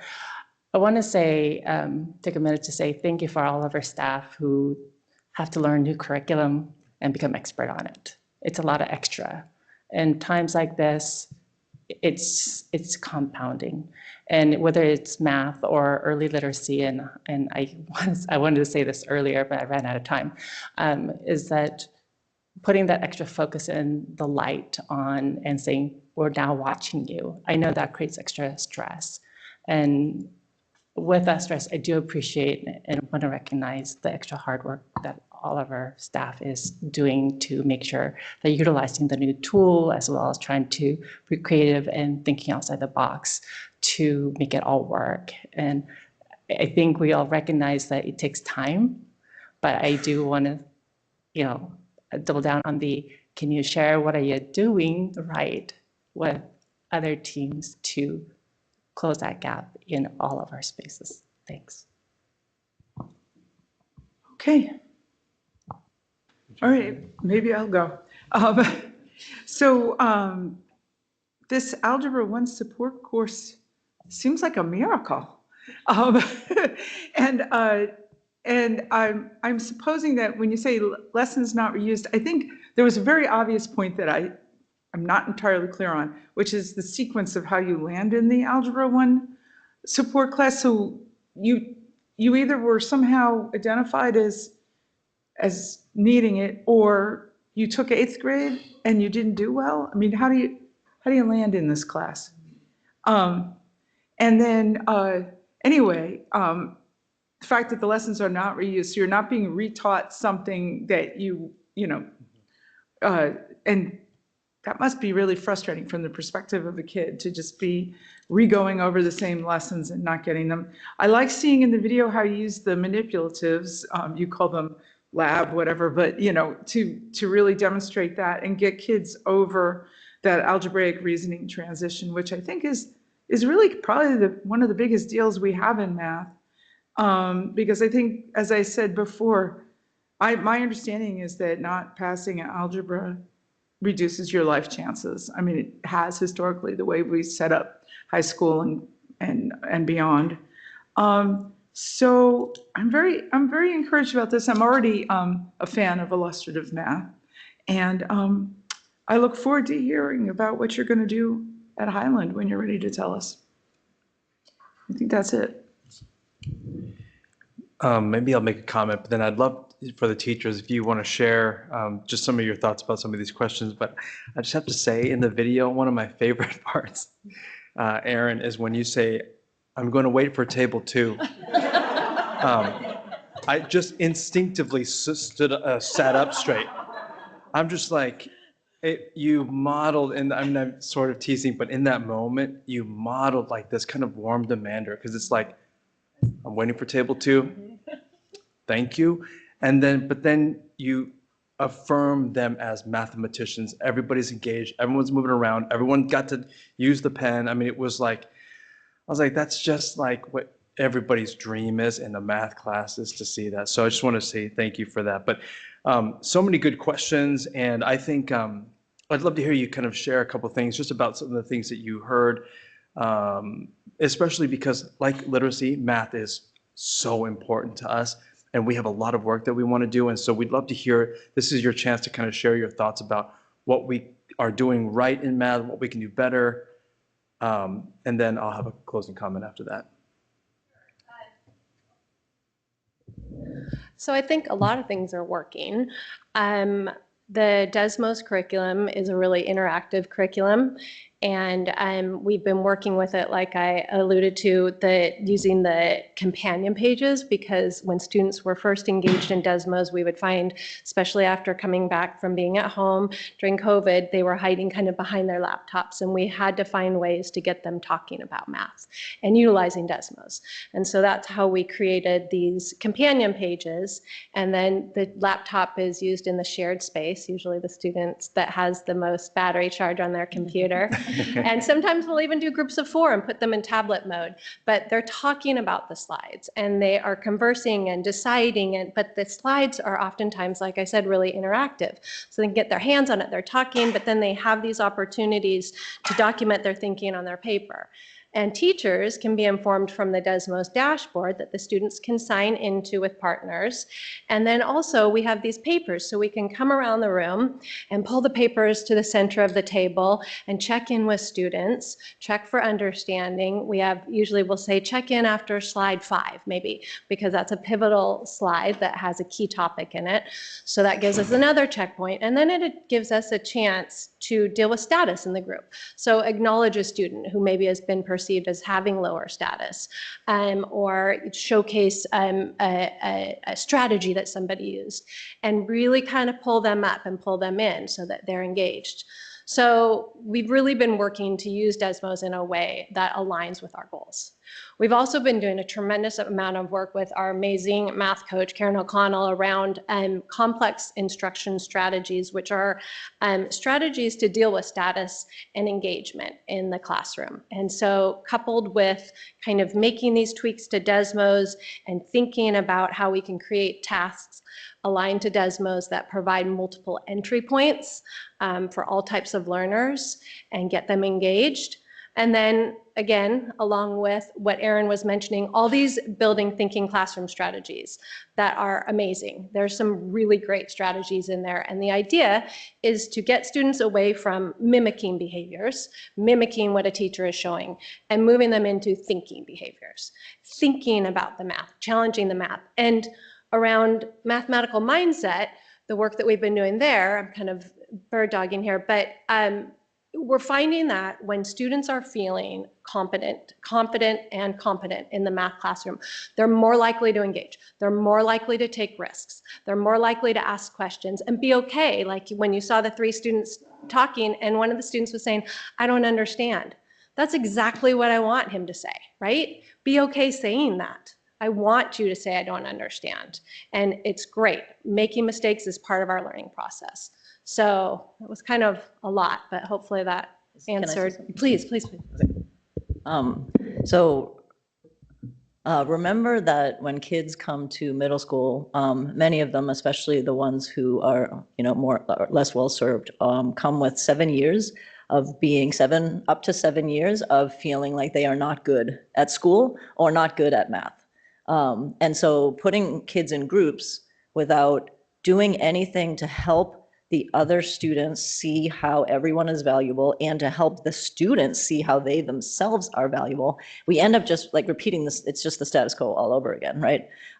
So when you say, what are we doing that's unique? I think that we have more and more teachers in our math classes who are taking that on, which is where the complex instruction comes in. It sits so nicely next to BTC.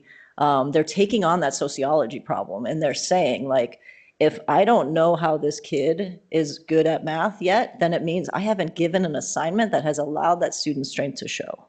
And so it puts it on the teacher. And then once the teacher sees it, then it's the teacher's job to help advertise it. So like, hey, I loved how you drew that. That was so, that was great. And you show it to your group, show it to your group. And saying that publicly so that the other members are like, what did you do?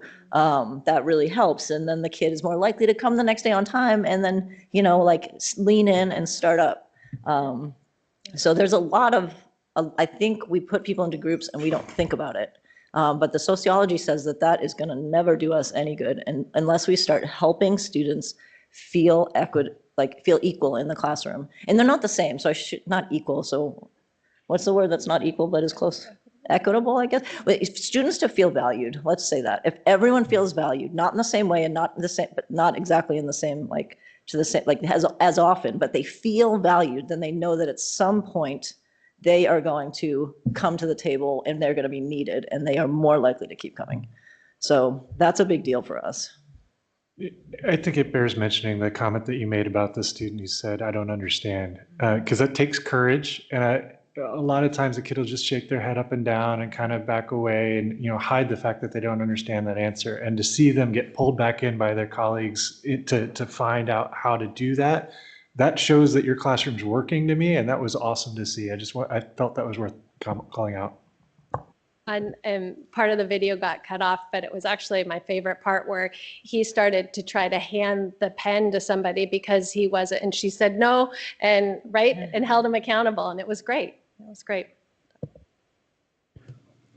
I think what's cool too is the kids know that they're being recorded, so they're already going to say less than they probably normally would. So the fact that they said all of that, or I don't understand, in front of the camera, it shows even more that. And then also, I think probably people didn't miss it, but the kids are also speaking in English and in Spanish in the classroom. I mean, you allow for that multilingualism in the classroom, and it doesn't really matter the mode of language, and so the kids can process. They're still all learning algebra, which was really powerful. My closing comments are, again, math is so critical. The teachers are doing their job. They've got this curriculum, like you said, Director Aris. To learn a new curriculum, it's a lot of work.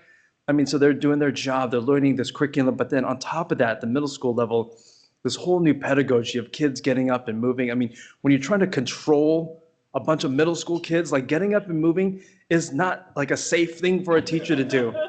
But to see them doing that and do it well, I mean, the teachers are doing what they need to do, but as a system, we have issues that we need to also work on to support. So I think the whole 7 years before they get to middle school, we have some work to do at the elementary to make sure that the kids are better prepared. On top of that, Alyssa, I got to sit in on a session she did with the middle school principals, but we're working on scope and sequence. The teachers have been basically saying to us for years, we've got to fix the scope and sequence. You can't just wish acceleration on the kids. So they're working on the whole scope and sequence so that kids can be prepared for algebra, and they're doing everything to try to keep kids on the path to algebra by 8th grade, even though a lot of kids are way behind. So they're working on that. But then the teachers have also been saying to us, some of them simply need more time. And so adding this other course, but in a way that provides community, I think is really powerful, because we don't want it to be a punishment, because taking another math course means less of something else. But at the same time, sending them to high school not able to do algebra is a crime for us. And so I think the fact that we're doing it, but the kids are building community and then they're going in more confident, I think we can learn from what's happening at the middle school level, and we can push some of those things down to elementary. But again, just like with the literacy and the elementary folks, we're thrilled at the work that you're doing. It is so much work and so much commitment, but it just kind of shows the quality of teachers that we have in our school district. Thank you. Okay. Can I say Yes, of one course you more may. thing? One more comment? I just really appreciated the way you were talking about understanding the social dynamics of the math work table, like who's got status, who's feeling left out, who needs, just encouragement and stuff. That's amazing. I mean, so thank you. Thank you.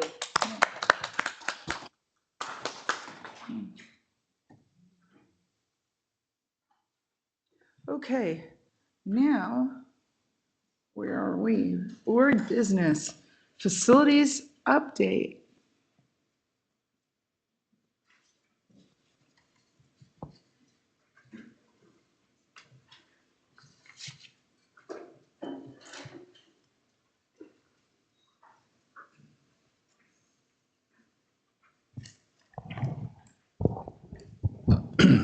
Good evening, Board. I brought reinforcements tonight. Cindy King is our Director of Capital Projects, and so we're going to talk a little bit about facilities updates just to give you a sense of some of the things that are going on. And then we've got a couple of business items and award of contracts to approve. So, okay, so we're going to kind of team this one up a little bit. The International Replacement Project, just an update on that. On March 12th, the A&E Selection Committee, including members from the school staff, interviewed 3 firms and ultimately selected Integris Architecture to lead the A&E team. We will be asking for an award of contract from the board on April 3rd. In the meantime, we are busy forming the school design advisory team, which consists of international staff, students, parents, and community members. The SSTAT will work with the A&E and capital projects teams throughout the entire design process, starting with Ed Specs this spring.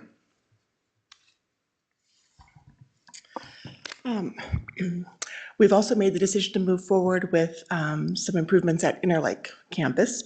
We've been doing a lot of piecemeal things, and we figured it's time to just do a complete master plan, figure out what needs to be done. We have authorization in our 2020 bond for those improvements. We will be interviewing for an A&E team on March 31st to create a master plan, and we'll seek an award of contract from the board on April 17th, I think. Some of the things we've been discussing with the admin out there. We have some ADA issues that have been existing for quite a long time.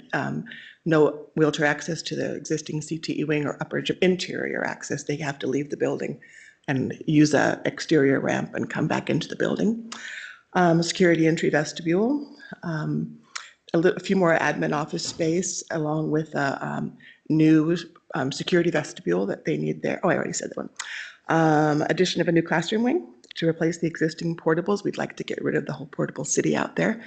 Additional parking and on-site traffic and queuing. A new space for some STEM/robotics to be on site versus off site. The existing 1970s aux gym and weight room. We need to do that. That's a maintenance issue for us. And then of course, additional sustainability efforts, as well as gender neutral restrooms and a bank there.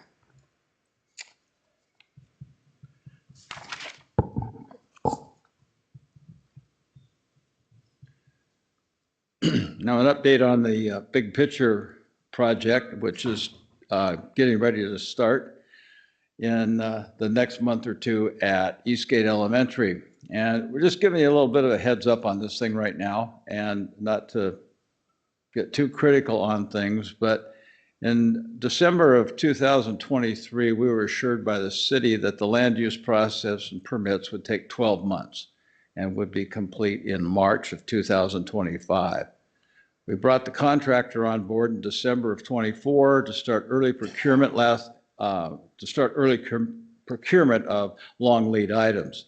Last month, the city informed us the earliest they can get us permits is going to be possibly June of 25. We are working with a contractor, doing everything we can to expedite the construction schedule, which is a nearly impossible task of shrinking an 18-month critical path to 15 months, so that Big Picture can still relocate in their new home by August of 26. While this is an unforeseen delay, We're doing our best with the contractor, the architects, and certainly with conversations with the city to mitigate that. And we are cautiously optimistic we'll be able to make some things happen, including doing some maybe early demolition if we can go ahead and kind of sweet talk a few of the reviewers to issue a permit early. But we do, the sweet talking works. So 15-month process. It used to be a 6-month process, and it's just gotten crazy. Last, we are, as you guys all visited the transitions building, we have those 2 properties next door. We've started, that was another long issue with this city. We thought we had to rezone everything. Then we were told we can just create a park. Now they're telling us we have to go through the entire land use process, which seems crazy to just put in a little park. But anyway, we've started with the architect, and we are to develop those lots. We've been working with the staff there, and they're really exciting, some sensory experience. We kind of did a little project about how we could make the garden meet all the senses of the students there. And then let's see, we have plans. Oh, and then hopefully other districts, we'd like to have other districts across the students across the district be able to access that. We have plans for a dog park, a yoga pad, covered amphitheater, greenhouse and gardens, a central plaza, additional parking, and a bunch of nature trails. We'll keep you informed. I had a budget surplus on that project of $10 million in my bond, and so this is going to come out of that. Where right now, early estimates are about 1.3 million, but we'll know as we go. So that's just from a surplus that we got such a good deal on that building and had plenty of money to do this development next door. And then there were a couple little, just some of the stuff. It's been fun working with the staff and students there, and to come up with ideas of how we can make it something that maybe, not only the transition students will care for, do all the care, because we don't have any ability to have our maintenance department do another site. So everything that we're putting in there will be something that will be cared for by the students themselves as part of their internships or whatnot. So we're really excited about this one. This will be a fun one, and make a nice little place for you guys to have your summer the retreats or whatever. So questions? Yeah. Who would like to go first with comments or questions? Okay. All right. Thank you. I didn't know about the amphitheater. I missed that for whatever reason. So my question is about that. So is it for outdoor performances? Is that what they have speakers come sometimes? They do something, but not too much. There'll just be some concrete seating around. And okay. So I was just I wonder if we can rent that space to the community. That's what I was thinking. But okay, that's all I have. Thank you. Director Ars? Yeah, I'm so excited that you're creating the space for robotics to come back to Interlake. I know that's an equity challenge because kids don't see it, so they don't know what that really is. And I know in Sammamish, kids seeing what that is that drew them into robotics and explore that. And so it's great to hear that you're bringing that back. Out of curiosity, is that going to be the same thing for International, because they're also off-site? Yes, International will be addressing that with their program. Fantastic. Yep, with their new replacement that we're doing. I've heard from their students saying it's a challenge. And I would add that on that note, that in the bond that was passed by the voters in 2020, one of the things that we stipulated in there is providing robotic spaces at each of the high schools. Fantastic. And one other question, out of curiosity, it's sad that we're delayed in the big picture. And I'm curious, with that delay, does that create extra cost for us? And wondering whether or not it's something that as a board we could nudge a little to say, hey, this is going to cost taxpayers more money. Can you put that in the forward? Unfortunately, I mean, we're kind of they're as quick as we have our hearing examiner meeting on April 10th. And that was what part of the delay was getting that. They also, they didn't have any transportation reviewers and all that. So we're kind of past it now, and now we're just waiting for our hearing examiner, April 10th. Then depending on if he takes 4 to 8 weeks to write his report, and then there's a 2-week waiting period after that, appeals period. Fingers crossed we don't get appeals. So this all should have happened in July or January, and we started raising the issue, why don't we have our hearing examiner meetings set yet? So I don't know at this point there would be much Do you feel like that? As far as cost, probably and quite honestly, I have more money in my budget than we do time. I want to get that building open. And if there are things that we can do to expedite things, we will.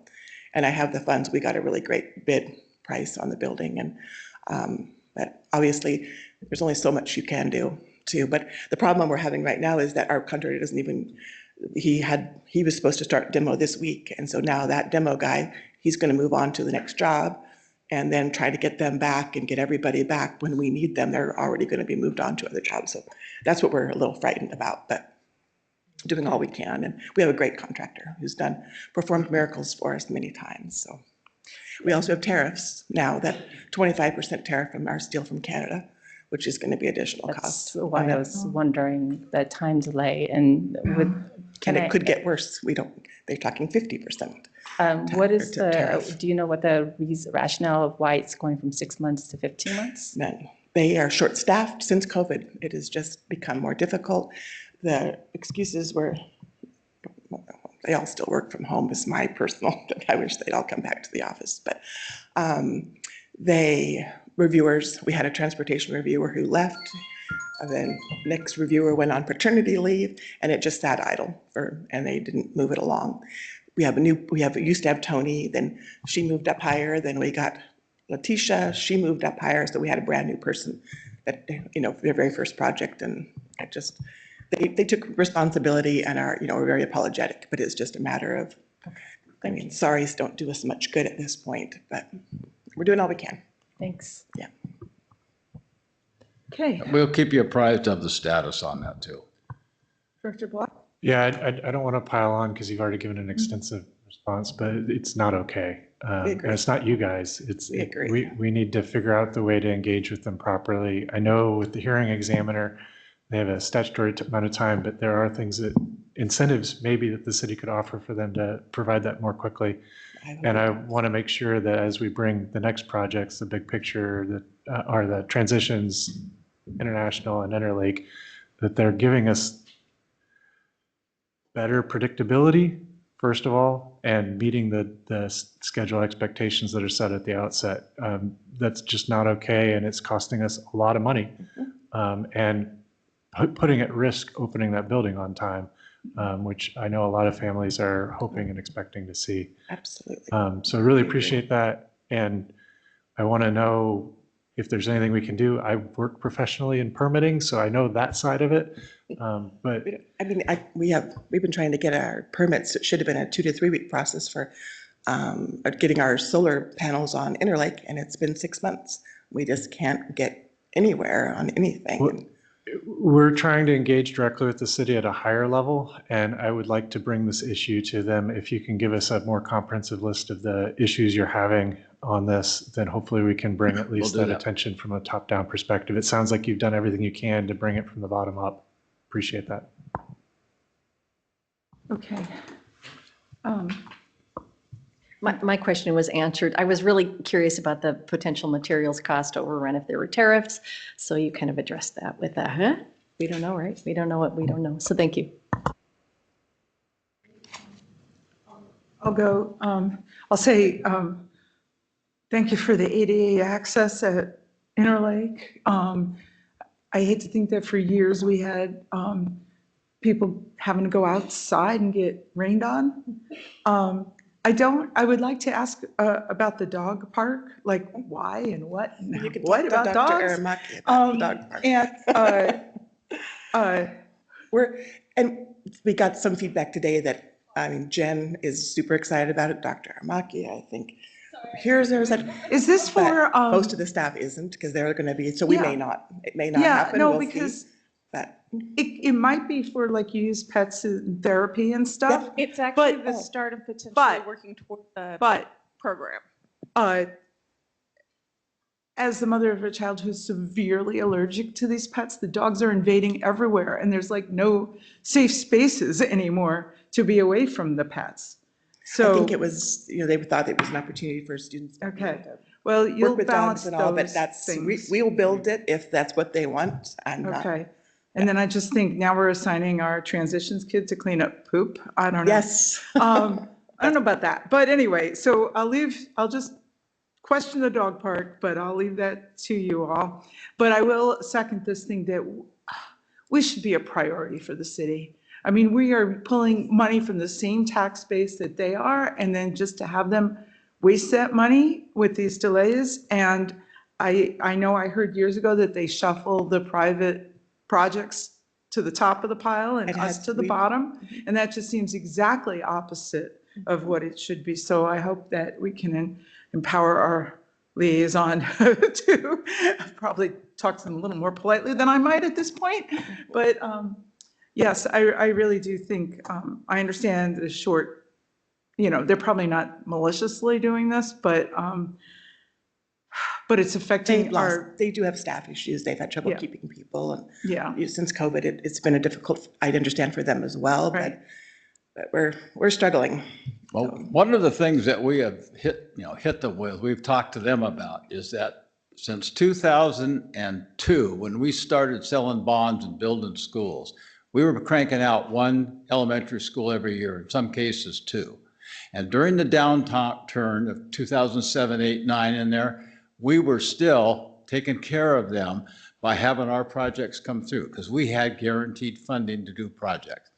And we've said, we expect some reciprocity here, because we're still out here, still doing work, still feeding your budgets for this kind of work. And so we feel like in many cases, we're taking a second seat to some of these other developers and whatnot. So anyway, I'm sorry to belabor that, but that's one that sticks in my craw. So, okay. Right, thank you. Is Director Webster, I think, is excused for a minute. Wait.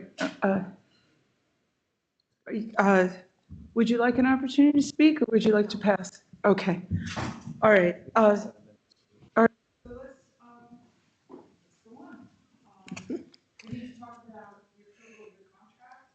Correct. Right. We need to talk about the approval of the contract and so forth. Okay, so we're here seeking acceptance and the approval to award the contract of construction for the Newport High School concessions building to Comer General Contractors in the amount of $1,795,000. We opened bids back in February. We had 7 responsive bidders. Comer General Contractors was the low bidder. They have not worked directly for the district, but their owners have worked on several other projects for us. So we know the personnel and have confidence in their ability to deliver the project. And over the last year, we've been working with the athletic director down there to basically demo the current concession buildings, which were modular, put on a foundation, and those took place back in the mid-'80s and at each of the 4 high schools. And they've certainly outlived their usefulness now.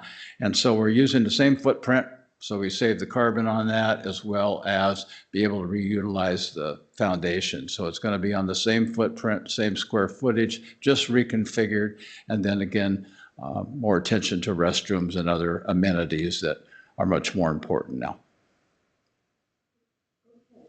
I think what I'm going to do is I'm going to make the motion that we approve the award of the construction contract for Newport High School concessions building to Comer GC in the amount of $1,795,000. And then I would need a second. I second. All right. And then let's open it for some discussion. Does anybody like to discuss? I'll just reiterate what I said on Monday. It was great to see you guys get a really competitive bid environment, and it looks like a reasonable price for the project. I appreciate that. And I'm going to chime in once again to remind everybody that this comes out of a different fund than the one where we're having the fund shortage. So this does not affect how many teachers we can have and all of those things. Anybody else? No? Did you want to say something? No, I was just going to say, that this is a bond project. Right, not general fund. Right. Okay, so I will now say, all those in favor, please say aye. Aye. Anyone opposed? No? Okay, the motion carries. Thank you. Next, we have a change order also at Newport High School, but this is for the main contract that we have with the entire building. We are asking that you approve change order 8 for the Newport High School replacement project to Cornerstone GC in the amount of $710,864. And we don't usually have pennies, but we have pennies on this one. And as part of the ongoing contract, we had, the original contract included painting the existing siding. We got looking at it and it was in really rough shape, not worth the cost to paint. So they're giving us a credit for the paint and residing the entire, recladding the building in a metal siding that'll be maintenance free, and so we opted to go with that. So then that's coming out of my bond money. I have a $140 million budget at Newport High School. As of now, for all of the encumbrance of all the building construction, everything is about $120 million. So I've got $20 million balance there. So we'll be funding both that project and this change order out of that additional budget I have capacity. That's great. Okay, I'm going to make the motion since I have the words in front of me. I'll move that the Board of Directors approve change order 8 for Newport High School replacement project to Cornerstone GC in the amount of, I guess GC is general contractor, in the amount of $710,864.13. I second. All right, now, would we like to discuss it? I'd just like to point out, we did talk about the some of the details about the siding and stuff on Monday. So the board has been able to ask some questions. And I'll just reiterate again, I think it makes loads of sense to have the whole exterior and matching siding so that it has a consistent look and feel for the building. I think that'll make it be more coherent and it'll put it all on the same maintenance schedule. So that's great. Yeah. And I do love the fact that you talked about the whole total project budget and put that in the bottom of the memo, because that used to be a frequently asked question when we were doing these kinds of things a while back. I did have one other thing that I guess you could address for us.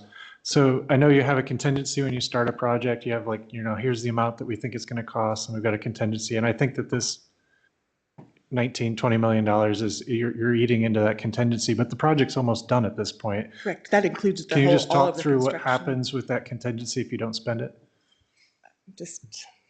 We've done, in the past, that's how we did the transitions project. We had leftover money from our bond projects, so we were able to build the transitions building with that. So at this point, we're doing good in our budget, our bond money, because we were able to save some funds, taxpayers. So we just don't.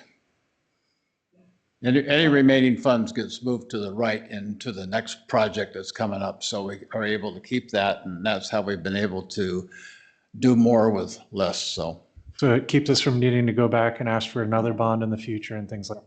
Yeah. And I will say, this is a part of the credit to Jack.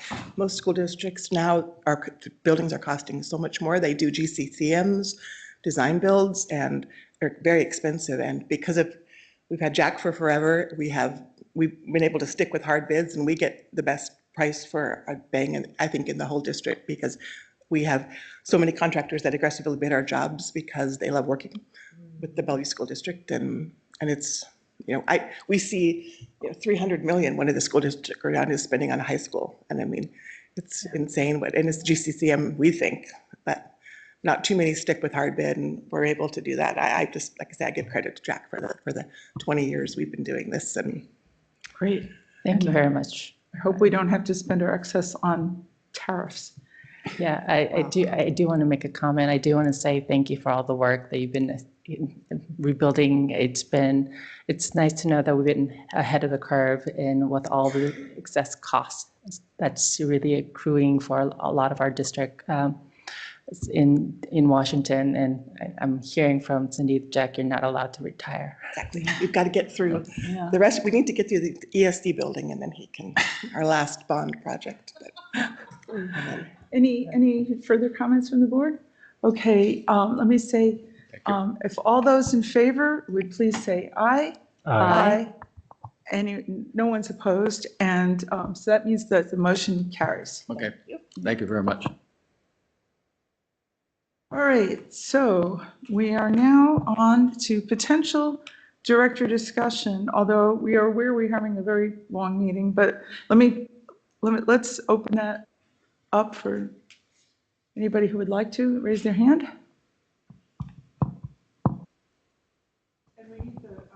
Unfortunately, we need the timer. Oh gosh, 3 minutes.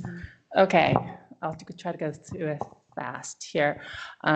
First, I want to say thanks to International School for having us and giving us a tour afterwards as well for the Les Mis production. That was awesome. It's one of my favorites, and it was fun to see our students perform it. I also want to put a note out for our community too that PTSAs have this sponsoring spring reading or spring for, I'm botching it, spring reading, which with the book Spring, or Springer, yes.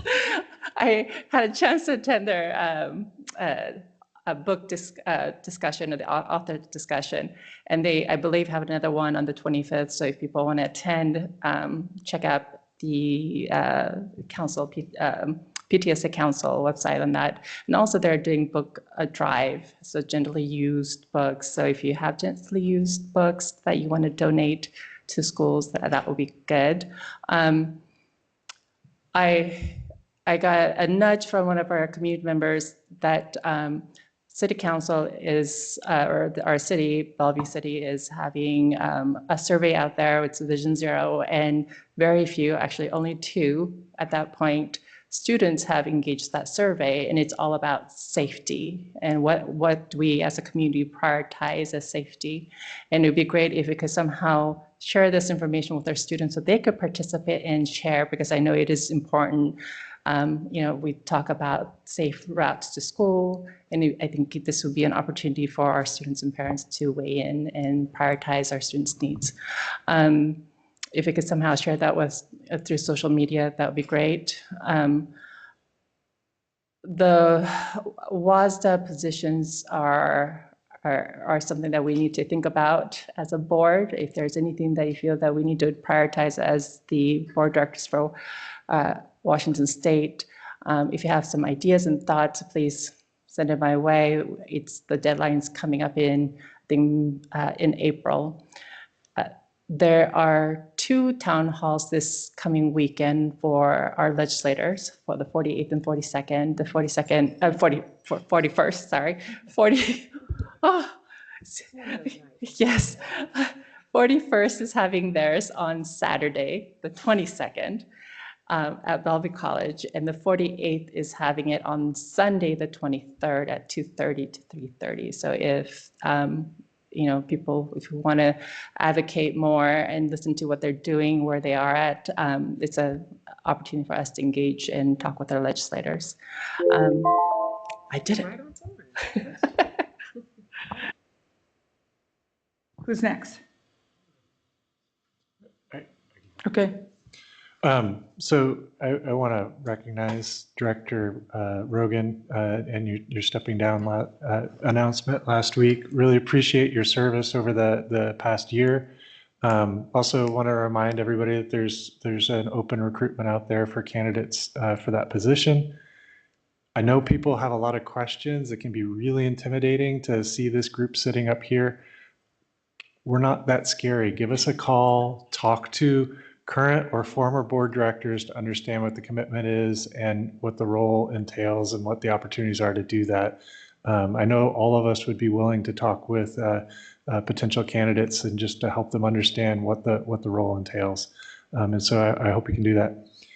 I appreciate all of you attending the International School. I thought it was a great evening, the Les Mis performance, and it was fun to see actors and techies and a student director that have worked so hard on that. They were up very late taking it down on Saturday. I had all of them at my house until an unmentionable hour on Sunday morning. But it was really great to see. I also want to mention that we want to go to other schools and performances and activities, and you'll see us show up at other activities, I'm sure, in the future. This was a good opportunity for us to take advantage of something where I had an in with a student who could help us get in there. But we look forward to other opportunities too, to get around and see the other parts of the district and other performances. Another reminder that Bellevue Schools Foundation has their Spring for Schools auction coming up. on their website. There are still tickets available. Don't think they're not. It would be great to see people there. When we think about how different schools in the district have very different abilities to raise funds, Bellevue Schools Foundation is one of the critical tools that make sure that the entire district is supported. And so supporting that is something that, you know, I'll be there. I'm sure several other of the directors, if not all of us, will be there. And we look forward to having a great evening at that event. That's all I've got. Thanks. Okay. No? Yeah. Sure. Mine's just really quick. Had a really good time at the play, and it was great. Director Aris and I got to walk on the catwalk. And I feel good about that because I'm deathly afraid of heights, but I did it anyway, first time in my life. But it was fun. And I got to hang out with the kids afterwards and talk with the director. I was just surprised that she didn't get on the stage at the end. I would have loved to applaud her, but I got a chance to thank her afterwards, so that was great. Wrapped up the WIAA interscholastic activities vote this week, and that information will be posted soon. But yeah, that went well. So the rules go into effect August the 1st, but there's a vote on April the 19th by the WIA Representative Assembly first, but the rules will go into effect on August the 1st. Just as a reminder that any proposals that are against Washington state law will not be adopted. So just keep that in mind. And then lastly, Rainer Athletes fundraising event, Shape the Future, will take place on April the 26th from 5:30 to 9:30. Just a reminder that they also have tickets available for that fundraiser, and I'll be there. And that's at the Hidden Valley Fieldhouse. All right, that's it. Thank you. Director Rogan? Sure, I'll be quick. It's getting late, isn't it? I have to say too, the international school production was phenomenal, and just a huge shout out to. I was a little starstruck. Shout out to the performers. They were so gracious in meeting with us afterwards too. I mean, I think they thought we were special, but oh my gosh, after that performance, it was like, thank you. Wow, that was a lot of work. And also just an appreciation for all the people behind the scenes that made that happen, because it really did take a ton of dedication. So that was fun. And it was just fun to hang out with you guys. It was great. Lastly, I just wanted to reference the Welcome Center Advisory Committee. What a dedicated group of people, cross-section of our community, all coming together to really support this strategic plan, you know, the human-centered systems approach to how we're going to be welcoming our families, not only at this physical space of the center, but training for our schools, our front office staff, our entire school community, how we're embracing that idea of welcoming our families. I just have to say thank you again for all of that dedication that people are bringing every month when we get together. It's a great group. Okay. And I'll end with something I'm mulling over, or to change the timer. Yeah. So yeah, I think it's great that we get to go. It's like once we have like two fun things we do a year as a school board, and one is like in the fall we get to have a dinner together on a board's night out, and now in the spring we get to go to a performance and a dinner together, and so a little bit of bonding that used to never be permitted. Previous lawyers, let's say. But anyway, so we just don't talk about business while we're there. But you do feel like a celebrity getting the people, you know, who were in the show to give you this private tour, you know. So we need to get one of the other high schools on board next spring and do that again. And then I wanted to say what I'm mulling over with the strategic planning, which we were at last night. Maybe I'm wrong, and so you all can think about it. But it seems like we've divided, you know, our strategic plan to we learn, we lead, and we belong, right? And so it just seems like the we belong team can set up like some kind of belonging project or situation, and then they can do a survey and they can see how everybody feels, and they're going to have a measurement, and that's great. And then the We Lead people really have got it, because they've got like some kind of project-based learning environmental thing going on, and they can see if their project worked out. And those of us who are on the We Learn team are kind of in a bit of trouble, because we have to deal with Smarter Balanced, and how we rate around the country, and what is our niche score going to look like, and all the expectations that parents and ranking people may have, plus like what's really meaningful. And so I would just dawned on me last night. I just feel like we need to. This is hard. We need some help thinking about this, because of all these things, the legacy of No Child Left Behind, all these things that are already in place about how a school district would measure the learning of the students. Yet I was thinking we're going to find like this one super creative thing that's going to be the linchpin to everything. And then we're all going to focus on that and everything's going to change. So I guess I'm kind of saying, help. All right. And that's it for me tonight.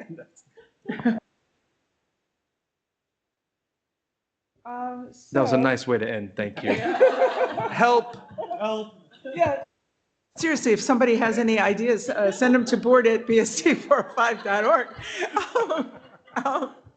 Okay. So now we're ready to go for a short break, and I'm going to read my script here.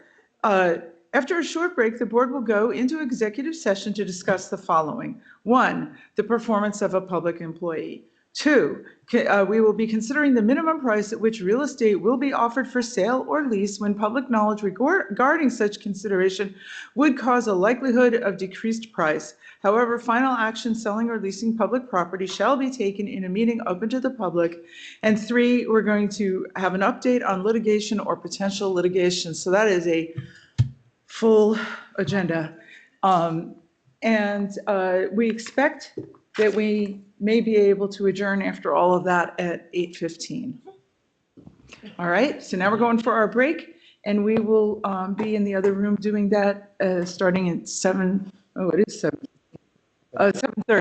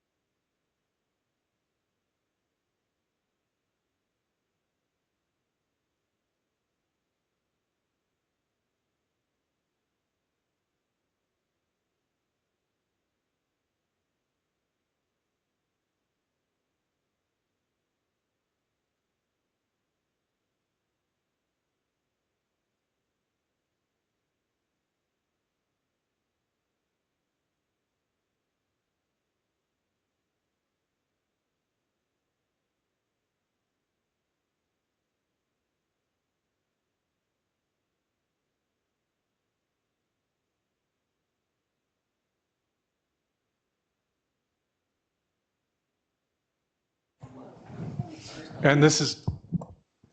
Okay.